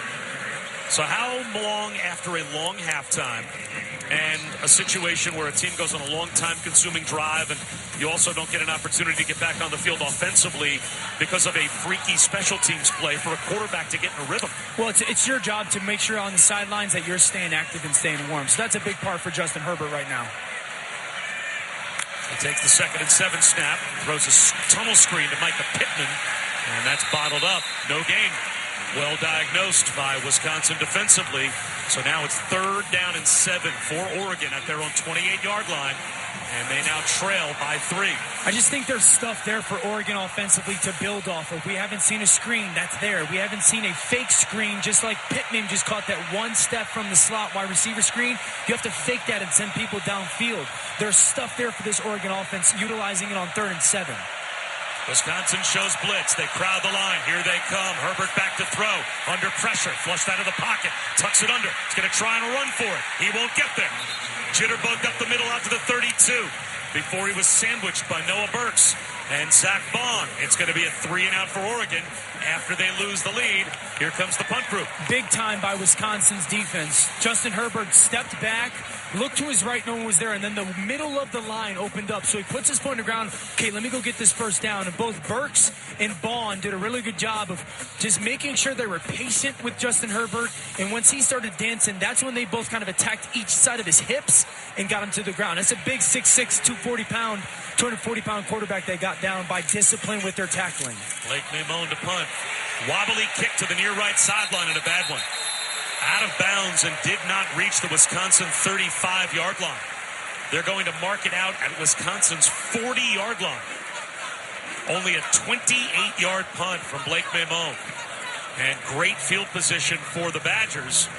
They've got the 24-21 lead with 3:02 to go in the third quarter. So we've got a break in the action. Let's check in with Kevin Winter in the studio. Bob, thank you very much. Not exactly a time possession-filled third quarter for the Oregon Ducks. Earlier today, the game that was the first of our triple-header coverage, the Verbo Citrus Bowl. Alabama beat Michigan 35-16. The Crimson Tide shut up the Wolverines in the second half. But it was Nick Saban who kind of stole the show, surprise, surprise, after the game. Coach Saban praised all of his draft-eligible players, seniors or underclassmen, who actually played in the game. Certainly proud of, a lot of our juniors. We have 9 guys that came here together that all got, junior grades, thought of enough by the next level to give them a grade. And, those guys all chose to play in this game. And I think all these guys wanted to play for Alabama, and they wanted to play for their team, and they wanted to play for their teammates. And, that's what college football is all about. One of the star players, Jerry Jeudy, 6 catches, 204 yards, and a touchdown. Alabama finishes 11-2, 9th consecutive season with 11 wins or more. Also today in the Outback Bowl, Minnesota got its 11th win for the first time since Teddy Roosevelt was president back in 1904. They beat Auburn 31-24. The final game of the day, final game of our triple-header coverage. Later today in the Big Easy, the All-State Sugar Bowl, number 5 Georgia taking on number 7 Baylor. Both teams are 11-2. The sun is setting in the San Gabriel Mountains in Pasadena. Most pleasurable view in all of sports. Sitting back to the Rose Bowl with Allison Williams and Dan Orlovsky. Here's Bob Wischusen. Yeah, Kevin, looking off of the mountains to our left from the press box as the sun sets but still hits the tops of the peaks. That's a scene unto itself. Another scene, of course, is they bring the jump around tradition from Madison to Pasadena. So at the end of the third quarter, Camp Randall style, they play jump around, and all of the Wisconsin fans are jumping up and down everywhere here at the Rose Bowl. And you know what? They're getting some of these Oregon fans to do it with them. I don't know about that. I see a few. Some fluorescent yellow and green. They might just be attached to something in the Wisconsin people are moving that object up and down. 3:02 to go in the third quarter, 24-21. Wisconsin has the lead over Oregon. On Fun Bob Wischusen with Killjoy, Dan Orlovsky, and Allison Williams. Said no one ever. Our den mother is down on the sideline. We need her up here. Allison, I'm not sure if your ears on, but we need you up here to keep the peace. No way. I don't make enough money to keep the peace between you two. First and 10, Wisconsin at their own 40-yard line after only a 28-yard punt. Didn't do much to change field position. And they have the 24-21 lead. I formation, Jonathan Taylor, the I-back. Now they shift to 2 H-backs. And it's a jet sweep to the near right side to Kendrick Pryor. Turns the corner, gets across the 40, across the 45, and Troy Dye spins him out at about the 47-yard line. So a 7-yard pickup on the jet sweep to Pryor. Think about everything that Wisconsin has done offensively today. They've changed what they're doing within 5 or 6 seconds of the snap, almost every play where they line up, they get into a formation, then they break that formation. That's time they brought Kendrick Pryor from the right side to the left side, snapped the ball, and they hit him that jet sweep left side to right side, and there's a 6-yard gain. Second down and 3. Slot left. Pistol formation. Again, the jet sweep motion, and another handoff. This time it's Danny Davis. And he's got a first down and more across the 50, inside the 45 and the 40, and all the way down to about the 38-yard line of Oregon before he's bumped out. Gain of 15 more. Nick Pickett and Lenore combine on the stop, and back-to-back jet sweeps. 2 different players, but to the same spot. Well, I just talked about them breaking formation. This time they hurry up out of the huddle. They don't break formation. Quick snap it, so Oregon's kind of waiting for that broken formation, that bursting to a different set, and then they bring Davis across the formation, hand it off to him in that jet sweep in a big game. Once again, a straight-up I formation. Wide receiver to either side. Play action. Ball flips it to the near side right, and it's caught by Quintez Cephas, who crab crawls under a tackler, and it looks like has a first down. Inside the 30, down to the Oregon 28, got by Brady Breeze and got 10. This is what it looks like, or what it feels like when a play caller is in a groove. Joe Rudolph gets in that I formation on the right hash. They fake run out to the left and bring Jack Cohn back towards the sideline to the right, and Quintez Cephas, because the corner had been attracted by the run all by himself. Quick little throw, 3 yards down the field, and then he ducks underneath the defender for a first down. Cohn again in the shotgun with Garrett Groshek lined up to his right. Taylor motions in the backfield. It's an end-around flip, though, to Kendrick Pryor to the left. And this time Oregon is ready for it. Javon Holland comes up to drop Pryor for a loss of 2 back to the Oregon 30-yard line. That was a great play by Holland on the right hash. They fake a handoff, then they pitch it back to Pryor coming out there, and Holland sheds the block all the way out to the field and makes that solid contact on Pryor out in the open field by himself. That was great discipline by Pryor out in space. 45 seconds to go, third quarter. 24-21, Wisconsin has the lead over Oregon. They're in Oregon territory, but it's second down and 12 at the Oregon 30-yard line. Going back to throw, looks right, slant right. Danny Davis makes the catch down to the 20. I'll mark him down at the 21-yard line. So about 3 yards shy of a first down. That may take us to the end of the quarter. See if Wisconsin wants to run another play before the end of the third. They're in the huddle, 15 seconds to go in the quarter. Third down and 3 at the Oregon 21. Down to 10 seconds to go. And nope, they're going to walk it off. And we'll take this game to the fourth quarter. So what has been a back-and-forth affair between Wisconsin and Oregon heads to the fourth quarter with Wisconsin on top 24-21. This is the Rose Bowl game presented by Northwestern Mutual on ESPN Radio and the ESPN app.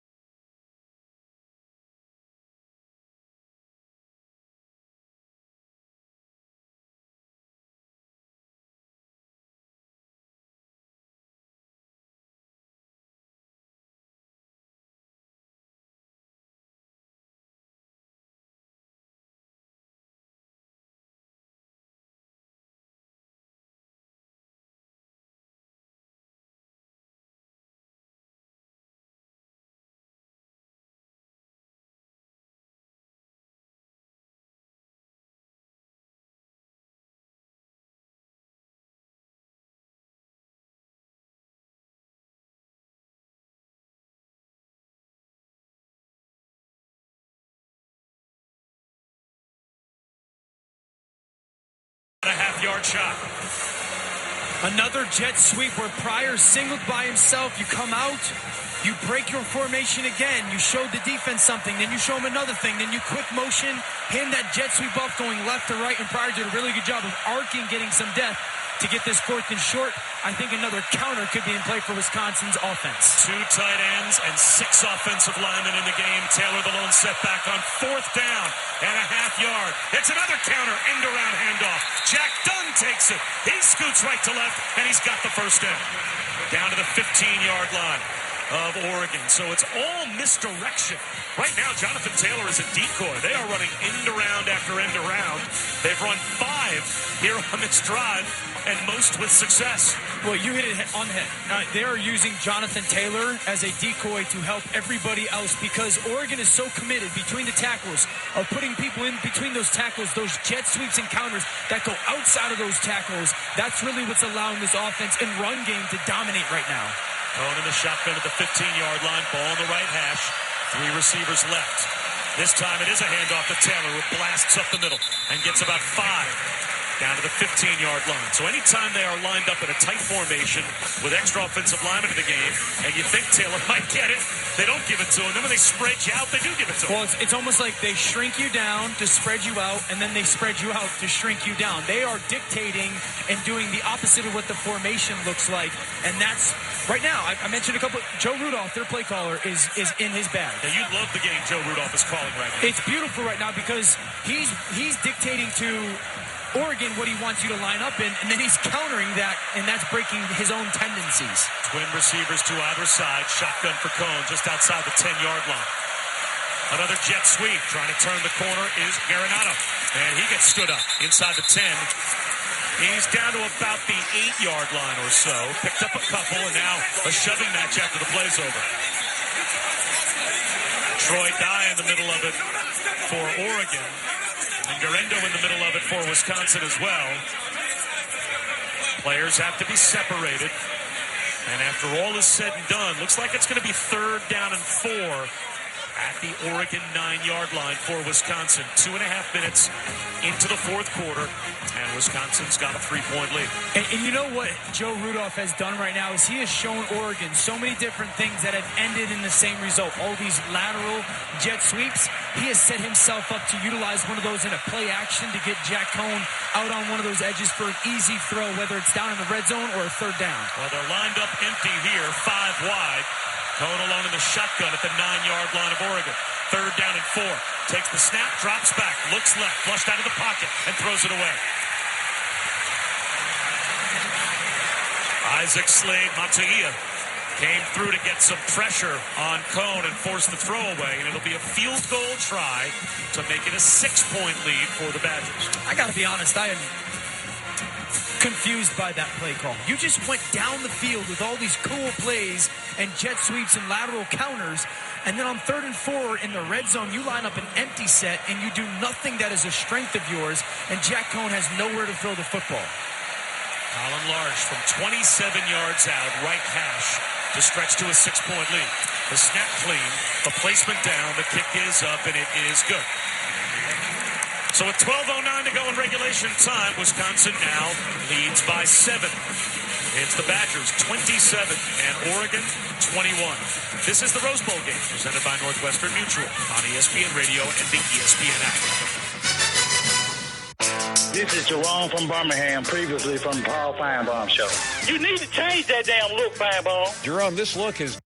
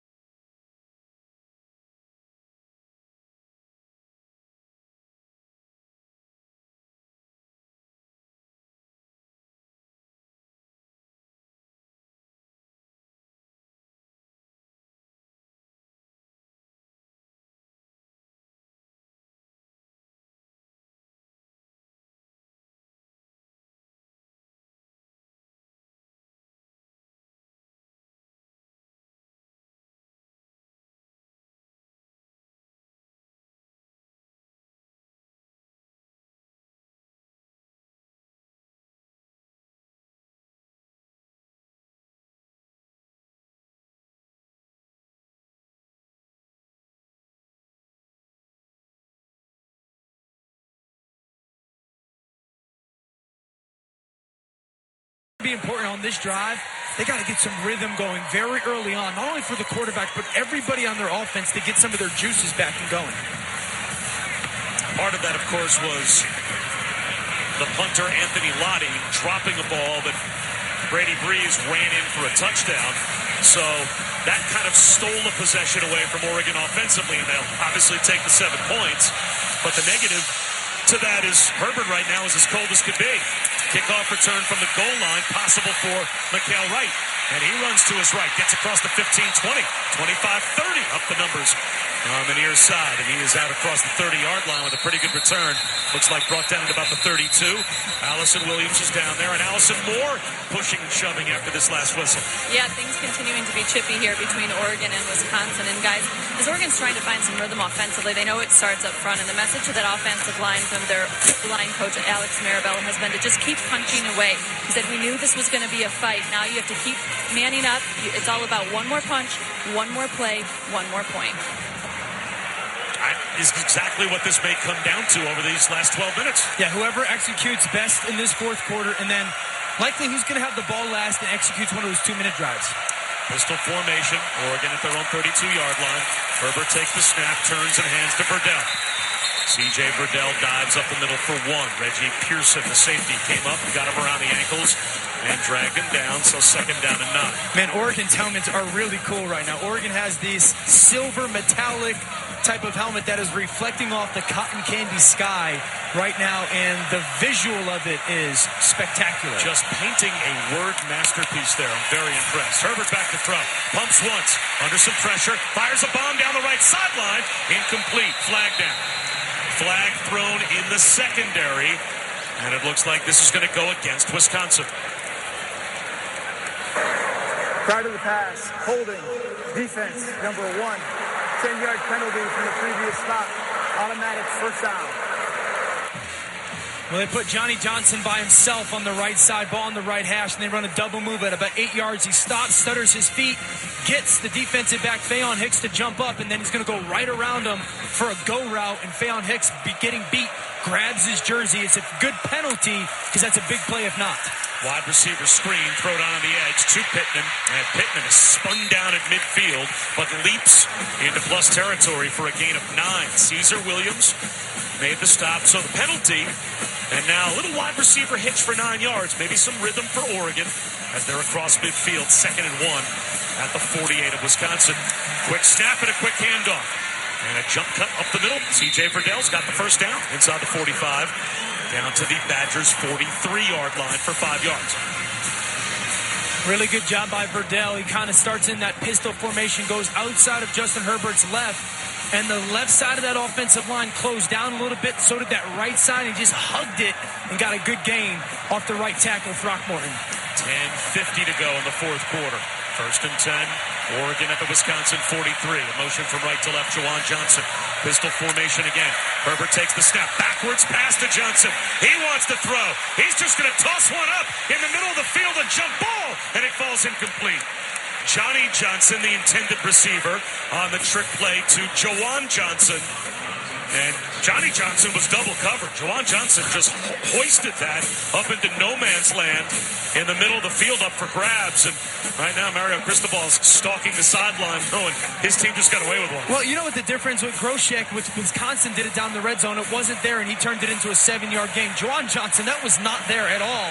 And he just launches that ball in the middle of the field, and it's a wasted play against a really good defense. So trips to the near side right. Verdell behind Herbert in the pistol near midfield. Herbert back to throw on 2nd and 10.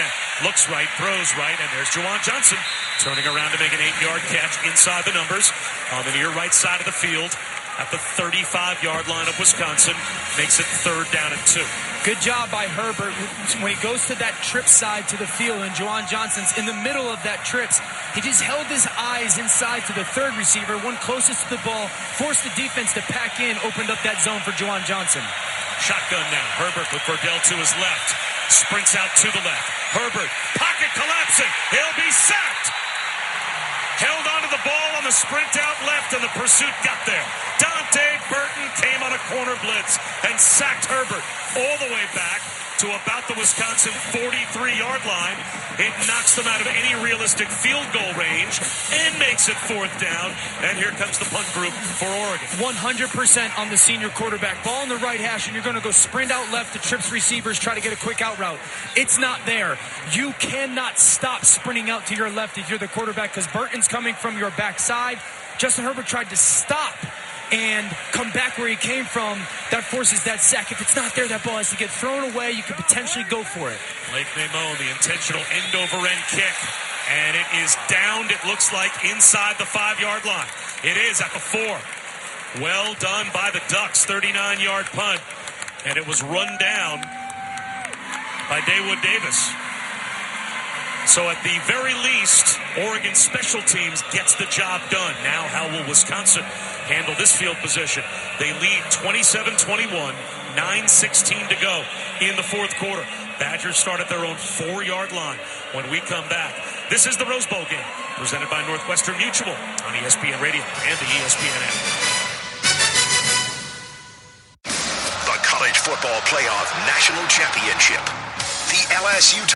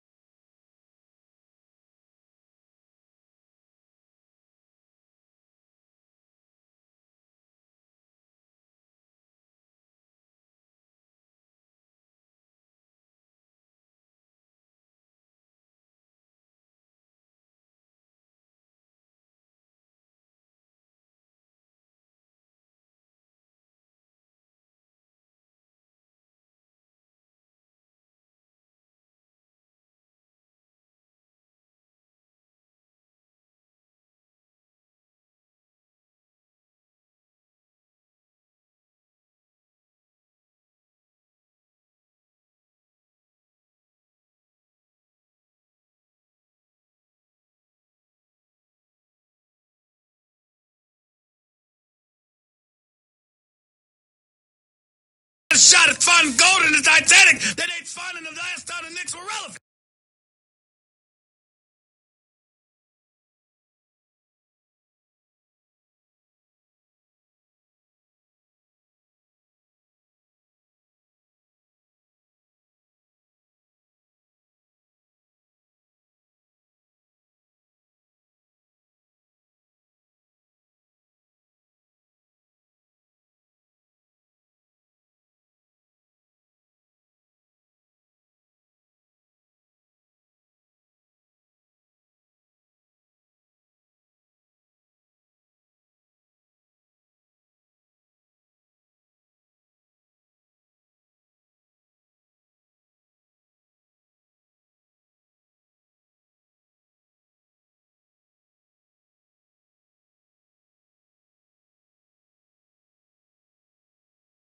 Six, 27-21, but Dan, their special teams group has put their defense in a position where they could conceivably change the game as they have pinned Wisconsin down at their own 4-yard line. And this is a defense that for the most part of this football game, or the great majority of this game, has played really well. They have to be very good with their eye discipline because Wisconsin has shown so much at them that there is an opportunity to get a big play-action pass in if they continue to sell out because they ran the ball so well last drive. Wisconsin, good eye discipline. Last drive, Wisconsin took 6 minutes off the clock.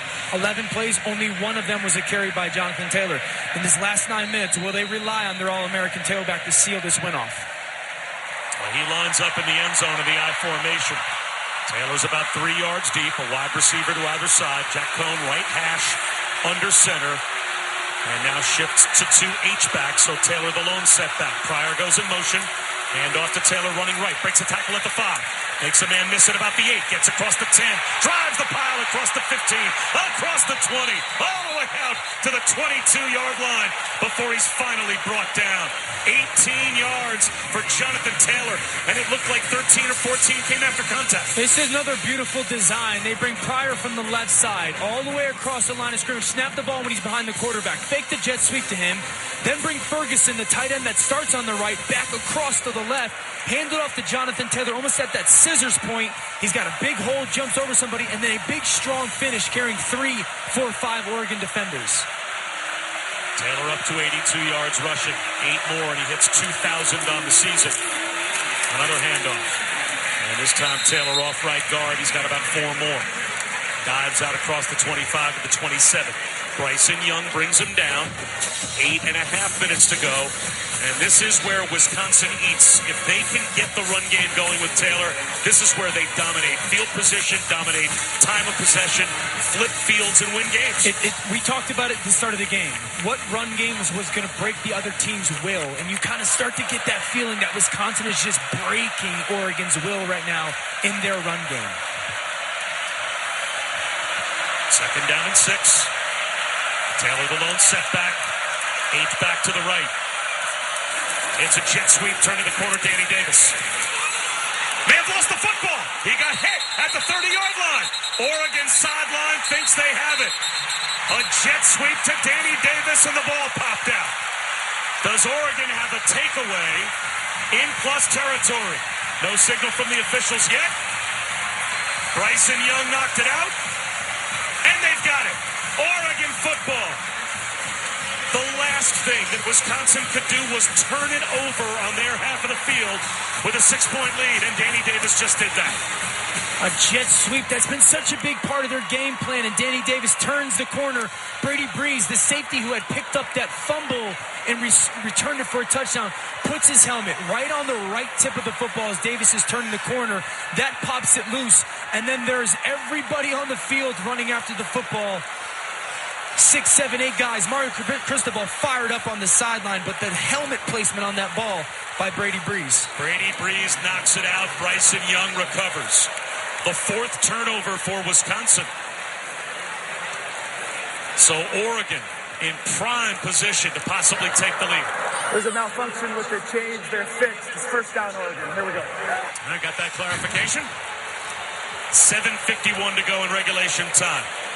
The Ducks trail by 6, but off the giveaway, the fumble by Danny Davis, they've got it 1st and 10 at the Wisconsin 30-yard line.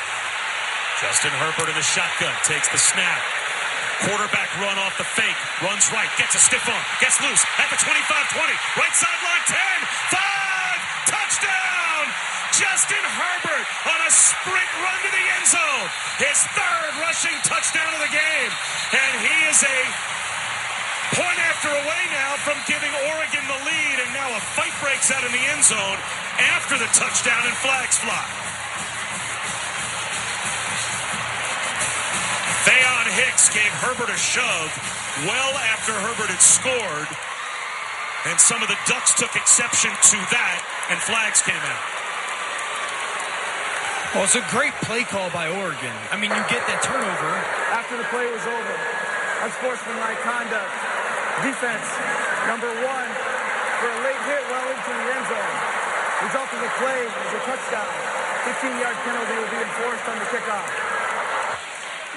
You get the turnover. We've been talking all game that they needed to utilize the run game of Justin Herbert. They put trips to the field and faked the run, going right to left, and Herbert then is in the open field with only 1 defender for Wisconsin left. Again, he's 6'6", 240 pounds, meets him out in open space, uses his left arm to just shove him down with a stiff arm, and then it's a foot race to the front pylon, and the speed for Justin Herbert is shown off. The athletic talent is shown off there by the Oregon offense and Justin Herbert. Very important point after attempt for Camden Lewis to give Oregon the lead. The placement clean. The kick is up. It is good. So, the fumble by Danny Davis turns into a short field touchdown for Oregon. 3 rushing touchdowns in the game now for Justin Herbert. And Oregon has the lead back. They lead Wisconsin 28-27 with 7:41 left in the 4th quarter. This is the Rose Bowl game presented by Northwestern Mutual on ESPN Radio and the ESPN app. Sometimes for inspiration, you just have to look up. For more than 60 years, the Goodyear blimp has fueled greatness on the gridiron by providing aerial coverage of some of the most legendary moments in college football history. When the Goodyear blimp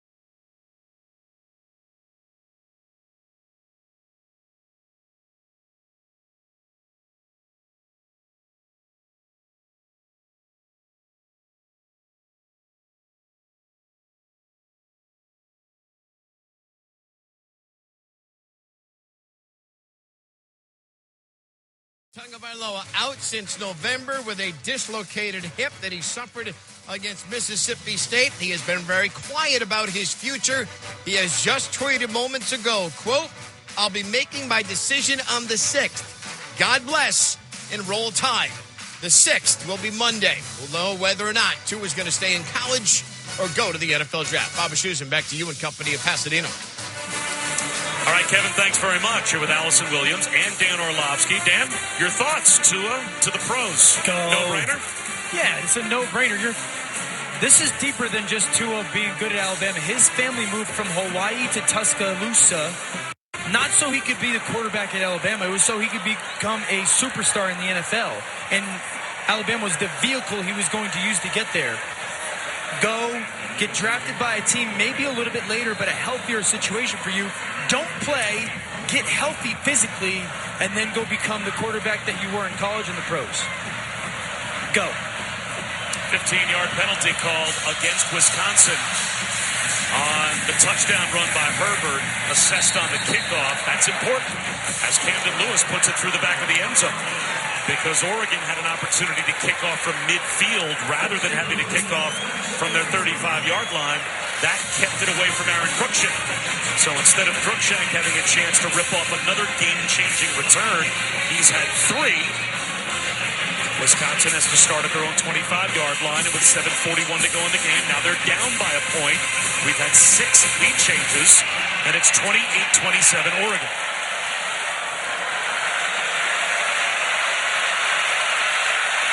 First and 10, Badgers. Ball on the right hash at their own 25-yard line.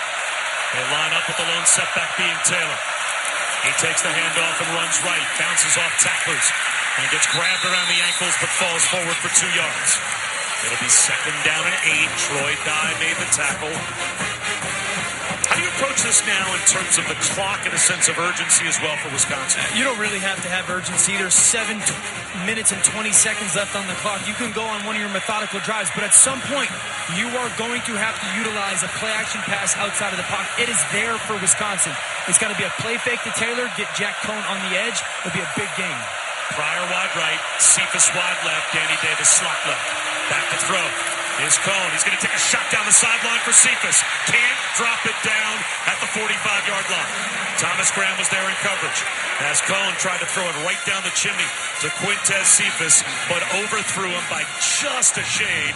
Now it's 3rd down and 8. And Cephas was one-on-one all the way to the left side of the field, and he's got press coverage from Graham, and they try to slant and go.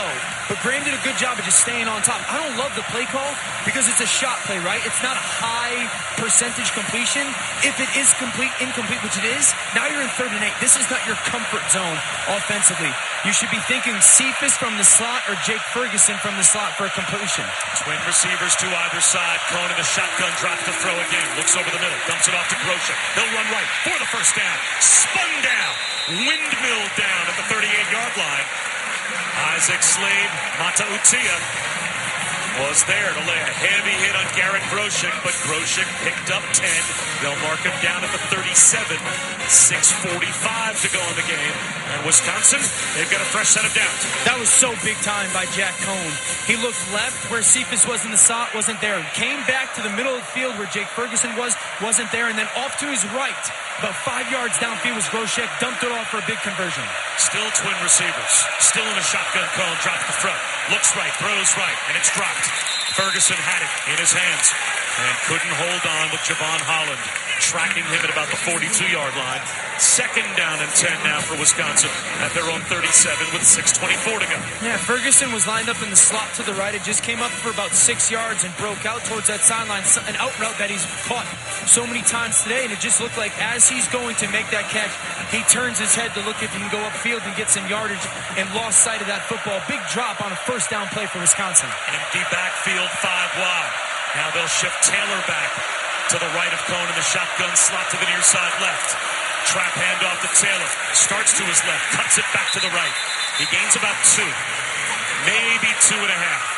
So this will be 3rd down and 8 for Wisconsin at their own 39-yard line. This will take us under 6 minutes to go in a 1-point game. Oregon leading by 1. What a Rose Bowl this has been. I got to imagine that Oregon defensively, last 3rd down played some kind of zone and it wasn't there. They're going to come after Jack Cohn. He needs to know that. Again, Quintez Cephas, but you also think of Kendrick Pryor in one-on-one could win a matchup. Cohn in the shotgun, Ferguson motions right to left. 3rd down and 8 inside the Wisconsin 40-yard line. Cohn back to throw. Well protected. Looks left. Deep sideline shot left. And losing his footing and falling down was Danny Davis, the intended receiver. And he turned around and begged for a flag. But my first angle, Dan, watching the ball and looking at Davis at midfield, he just fell down on his own. Totally fine. He chirps to the field. Ball on the right hash going to the left. He runs up to about 10 or 12 yards, and as he's putting his foot into the ground to plant off at his right foot, it slips out from underneath him, and as he's falling, Jack Cohn's letting that ball go, and then Holland falls on top of him. It's not PI, he just slips, planting his foot in the ground. Anthony Lotti gets away a wobbly punt down the middle of the field. It falls to the 26-yard line, and it's down there. So Wisconsin punts it away and puts it on their defense. They still have 2 timeouts. 5:29 to go in the game.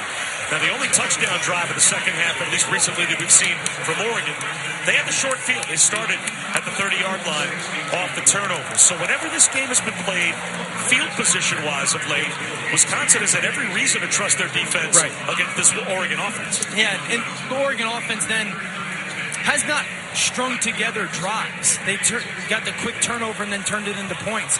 If I'm Oregon offensively and Marcus Arroyo, who's going on from this game to be the head coach at UNLV, a couple things. One, the ball is going to start this drive in Justin Herbert's hands. I don't care if it's a pass or a designed quarterback run, but it is starting in his hands. And 2, you have to tell Herbert, hey, we want to get yardage, but we're also going to milk this clock a little bit, make sure that we try to gain some first downs and use up some of this clock. And 3, the ball does not go in harm's way. You are, until we get into a 3rd down situation to go win the football game, you do not force balls on early downs. And Oregon's only had the ball for 4 minutes and 54 seconds in total in the second half. Their drive, they had a 12-play touchdown drive to start the game. Right. Since then, they have not had an offensive drive that's lasted more than 6 plays. Both of their other touchdown drives were because of short field turnovers. And the last one with Herbert, it was a 1-play run. So Wisconsin, now that they've got field position on their side, I'm sure Paul Chryst is thinking, my defense is going to get my offense the ball back with one more shot to try to get the field goal in. And that's why I don't think if you're Oregon, you could just line up and go, hey, we're going to go run the football here, and that's how you have to get a little bit creative putting Herbert on some edges, or again, I've mentioned this a bunch of times, a fake screen is going to be there for their offense where they pump it to the wide receiver out in a slot and then you slip those guys behind them. That will be there because they've set it up all day. Those are two things that if you need a play, a chunk play, those are two things that you can go to if you're the Oregon offense. Jim Leonard is not going to let you line up, run the football at them, and try to milk this clock away and seal this game off. He's going to force Oregon schematically to beat them.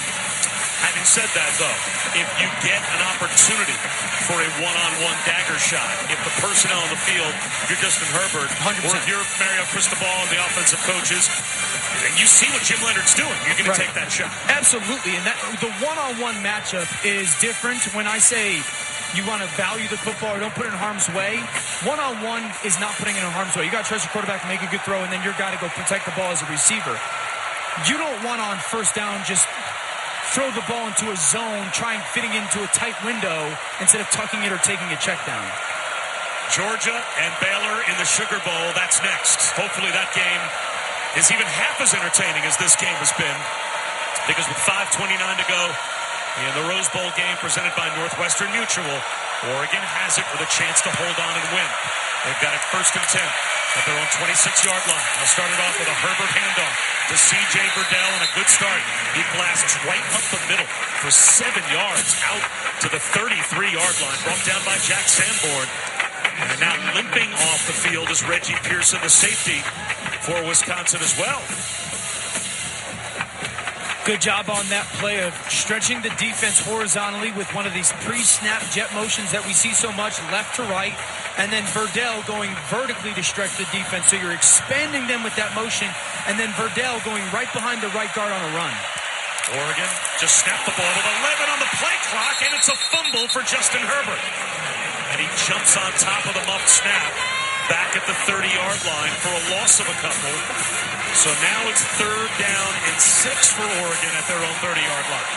It looked like on the snap, Herbert, as he's going to catch it, is peeking up, probably trying to find one of the defenders on a zone read that he's going to have to read. Just took his eyes off, just like a pass catcher, just like a receiver. Take your eyes off it for a second, forces his 3rd and 7. 4:22 to go. 3rd down and 6. Oregon at their own 30-yard line. Herbert takes the snap and drops back. Well protected. Out of the pocket. Rolls right. Throws across his body. And it's dropped. Kampmoyer had it right in his hands. Wide open at the 40-yard line of Oregon. Easily would have had a 1st down. And he simply dropped the ball. Herbert does such a nice job. Wisconsin brings a little bit of pressure play zone behind it. He's staring off to his left. It's not there. He then breaks the pocket to his right where the trips was before the formation. And Kampmoyer is sitting in a soft zone. Herbert sees him, throws it right at his face mask, and Kampmoyer, it just goes right through his hands, up over his head, falls to the ground. Lucky it's not picked off. That has to be caught for Oregon. Lake Mamone to punt, takes the snap at his 20-yard line. It's a line drive, and it's going to take a hop and be fielded by Dunn, and he gets absolutely creamed all the way back at his own 24-yard line. 46-yard punt, no return. And as he is fielding that punt, did he take a crown of the helmet headshot? That might be targeted. Hockey Woods, a backup defensive back, came down and just walloped Dunn. And I'm not sure if he would be called for crown of the helmet there. What'd you think? A couple of replays looked like he might have lowered his head. It's certainly close. You know, like Dunn's going down as he's catching that punt. He's dipping himself to catch that punt, secure the football. And then Woods is going to try and drive through his chest. Bang, bang. No replay stoppage as Wisconsin comes to the line with 4 minutes to go. At their own 24-yard line, down by 1. Cohn back to throw, on the run, whips one to the right sideline. And it is ripped away, incomplete. Kendrick Pryor, the intended receiver. And Thomas Graham got a hand in and ripped it out of his arms. 3:56 to go in the Rose Bowl. 28-27. Oregon has the lead on Wisconsin. 2nd down and 10 for the Badgers at their own 24. That was such a good play by Thomas Graham, the corner, because Wisconsin rolled out. It was a little stop route, and you can see as he's looking through the receiver to the quarterback, if the ball is going to come, he starts to drive on it, gets the right hand in to make sure that ball goes incomplete. 3 receivers right. Cohn in the shotgun. Takes the snap, turns and gives it to Taylor running left. And he is grabbed around the ankles at the line of scrimmage. Diamante Lenore got there first for Oregon. Austin Faliu in on the tackle as well. That puts Jonathan Taylor over 2,000 yards for the season. First time a couple of FBS players have had back-to-back 2,000-plus yard seasons, and Taylor is one of them. He picked up 4 there. Crucial 3rd down and 6 here. You got to be really aware if you're Oregon defensively, where is Garrett Groshek, their tailback, because he is great crossing the formation and screens. Groshek to the right of Cone on the shotgun, twin receivers to either side. Cone back to throw, looks left, throws left. Catch is made with a flag down. Ferguson made the catch. This might be a pick. A flag thrown in the secondary. This might be offensive pass interference on Quintez Cephas, setting a pick for the tight end Jake Ferguson. Pass interference. Offense, number 6. But they call it on Danny Davis. It's 3rd down.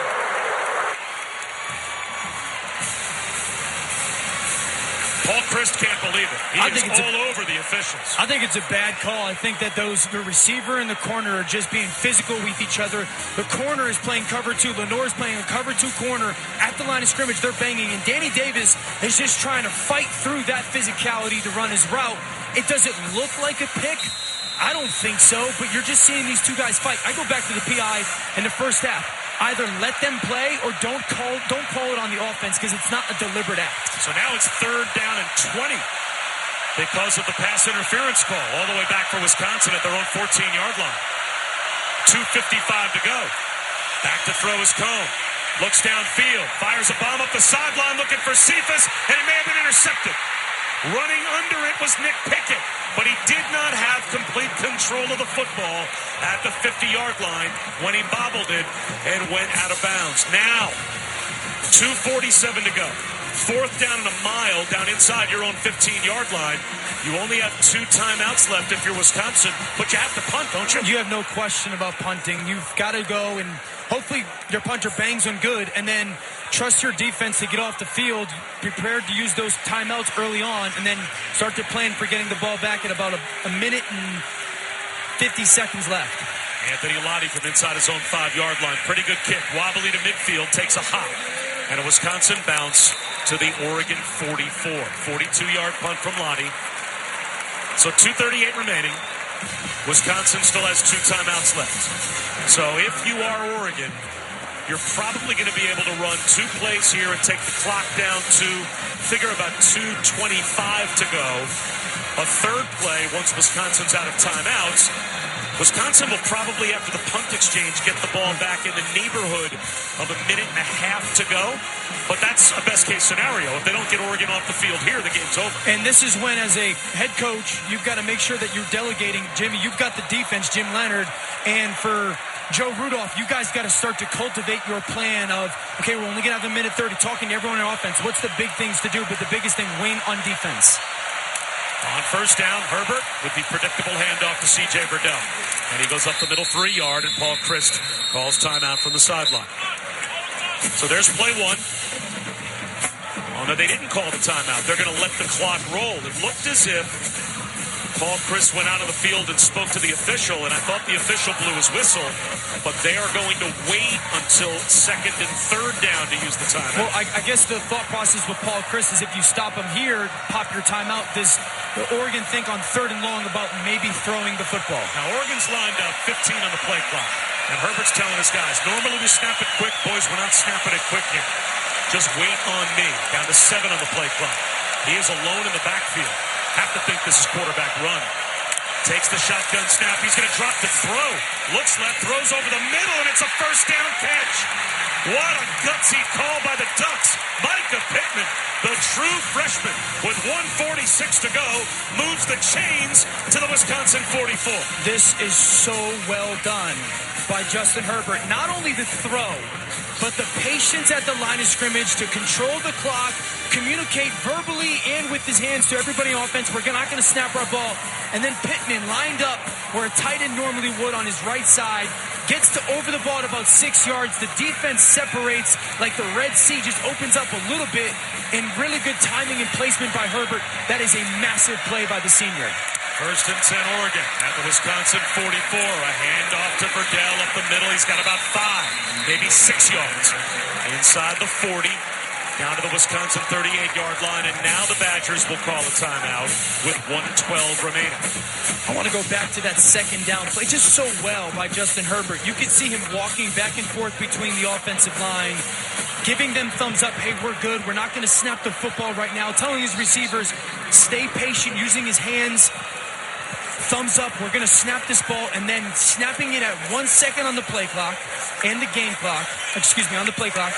And then the wherewithal to operate that play and drive that football in between that zone to Michael Pittman. That is what a franchise quarterback looks like. Second down and 4 for Oregon. And you start to do the clock math. Because you're listening on the radio, folks. I know you can't see what we can. It's 28-27 Oregon over Wisconsin. There's a minute 13 to go. Wisconsin only has 1 timeout left.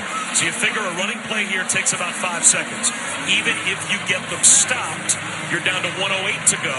Third down, they can run the ball again and take the clock down. I mean, best case scenario for Wisconsin, they're going to be forcing Oregon to punt. They might get the ball back with inside of 20 seconds remaining in the game. Correct. That's why that pass and that first down was so enormous for the Ducks.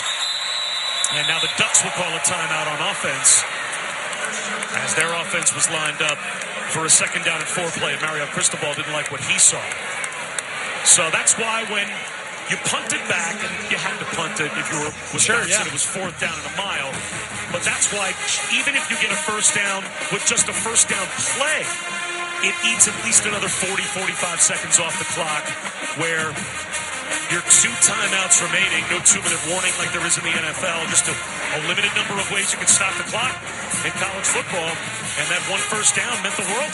I was shocked that they threw the ball on second down. I thought that was quarterback run all the way. That was a big-time play call. But listen, you like in these moments, in these games, you don't win these games by playing scared, right? Like you do things a little bit out of the norm, and that's what Mario Cristobal and Marcus Arroyo did. Because I thought, all right, Paul Chryst not calling timeout, hoping they're going to run the ball again, call timeout, and then if it's 3rd and 10, do you put it on Oregon to throw the football or not? Well, Oregon just said, we're not even going to let it get to there. We're going to throw the ball on second down and trust our brilliant, dynamic, explosive, talented quarterback. Second down and 4 after the Oregon timeout for the Ducks. Hand off to Verdell, and he is met right at the line of scrimmage by Chris Orr. He may have gotten a yard. Last timeout called by Wisconsin with 1:07 remaining. So now it's 3rd down and 3. A first down, and the game is over. It's victory formation for the Ducks. Just running it straight ahead here? No. I mean, I'm running the football, but I'm going with the fake dive right up the middle or fake handoff right up the middle, and I'm going to give the ball to the quarterback. This is not a zone read. You are faking this as an automatic keep, and the biggest thing is making sure when people get close to you, you cross-cover the football, meaning thinking about your right arm going over the left. It's not holding it in one hand. You are cross-covering it, keeping it in your belly, because they're going to be ripping out the football, and if someone gets close, get down. But my quarterback's got me into this situation with his legs. And obviously that massive second down conversion. But he's got me into this situation with his legs. I trust his physicality and his speed against Wisconsin. They added 3 seconds back on the game clock. So obviously Paul Chryst called that timeout very quickly. So there's a minute 10 to go now. No timeouts left for the Badgers. And here is the last play that would give Wisconsin any hope. 3rd down and 3 at their 37-yard line. Back to throw Herbert. He's going to whip one left. Caught by Juwan Johnson. Makes a move down the left sideline. Oregon's going to win the Rose Bowl. They throw for it on 3rd down and 3, and a little wide receiver hitch to Juwan Johnson gets it. He's down the sideline, inside the 10-yard line, run out of bounds with 1:03 to go, and it can be victory formation now for Oregon. That is the play that will seal it. What a play call by Oregon to throw the football there. Wisconsin, in that moment, you're thinking, don't let him score. You can potentially get the ball back with a minute left. But we got to give credit for Oregon in that time to throw that ball to the left to Juwan Johnson and his ability to go get that first down. The snap to Herbert, and he takes a knee. And that will roll the clock. One more knee to be taken by Herbert, and the Ducks will officially be the champions of the 106th Rose Bowl game. And boy, what a game it was. And Herbert, I think, showed you a lot in this game. In the fourth quarter. Because going into the fourth quarter, I said to you, right now, this is not going to help his draft stock. And what he did in moments, handling the moments, because that's the big question for him. What does he do in the big-time stuff?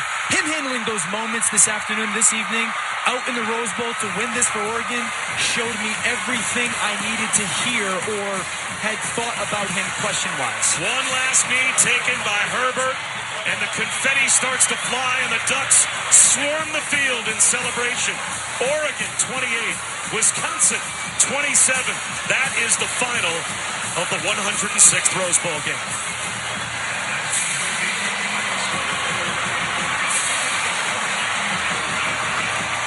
Well, Dan Orlovsky, your first trip ever to the Rose Bowl? I would say memorable. Can I come back? Are they all like this? Dan, how about who is tonight's player of the game? The player of the game is brought to you by Goodyear.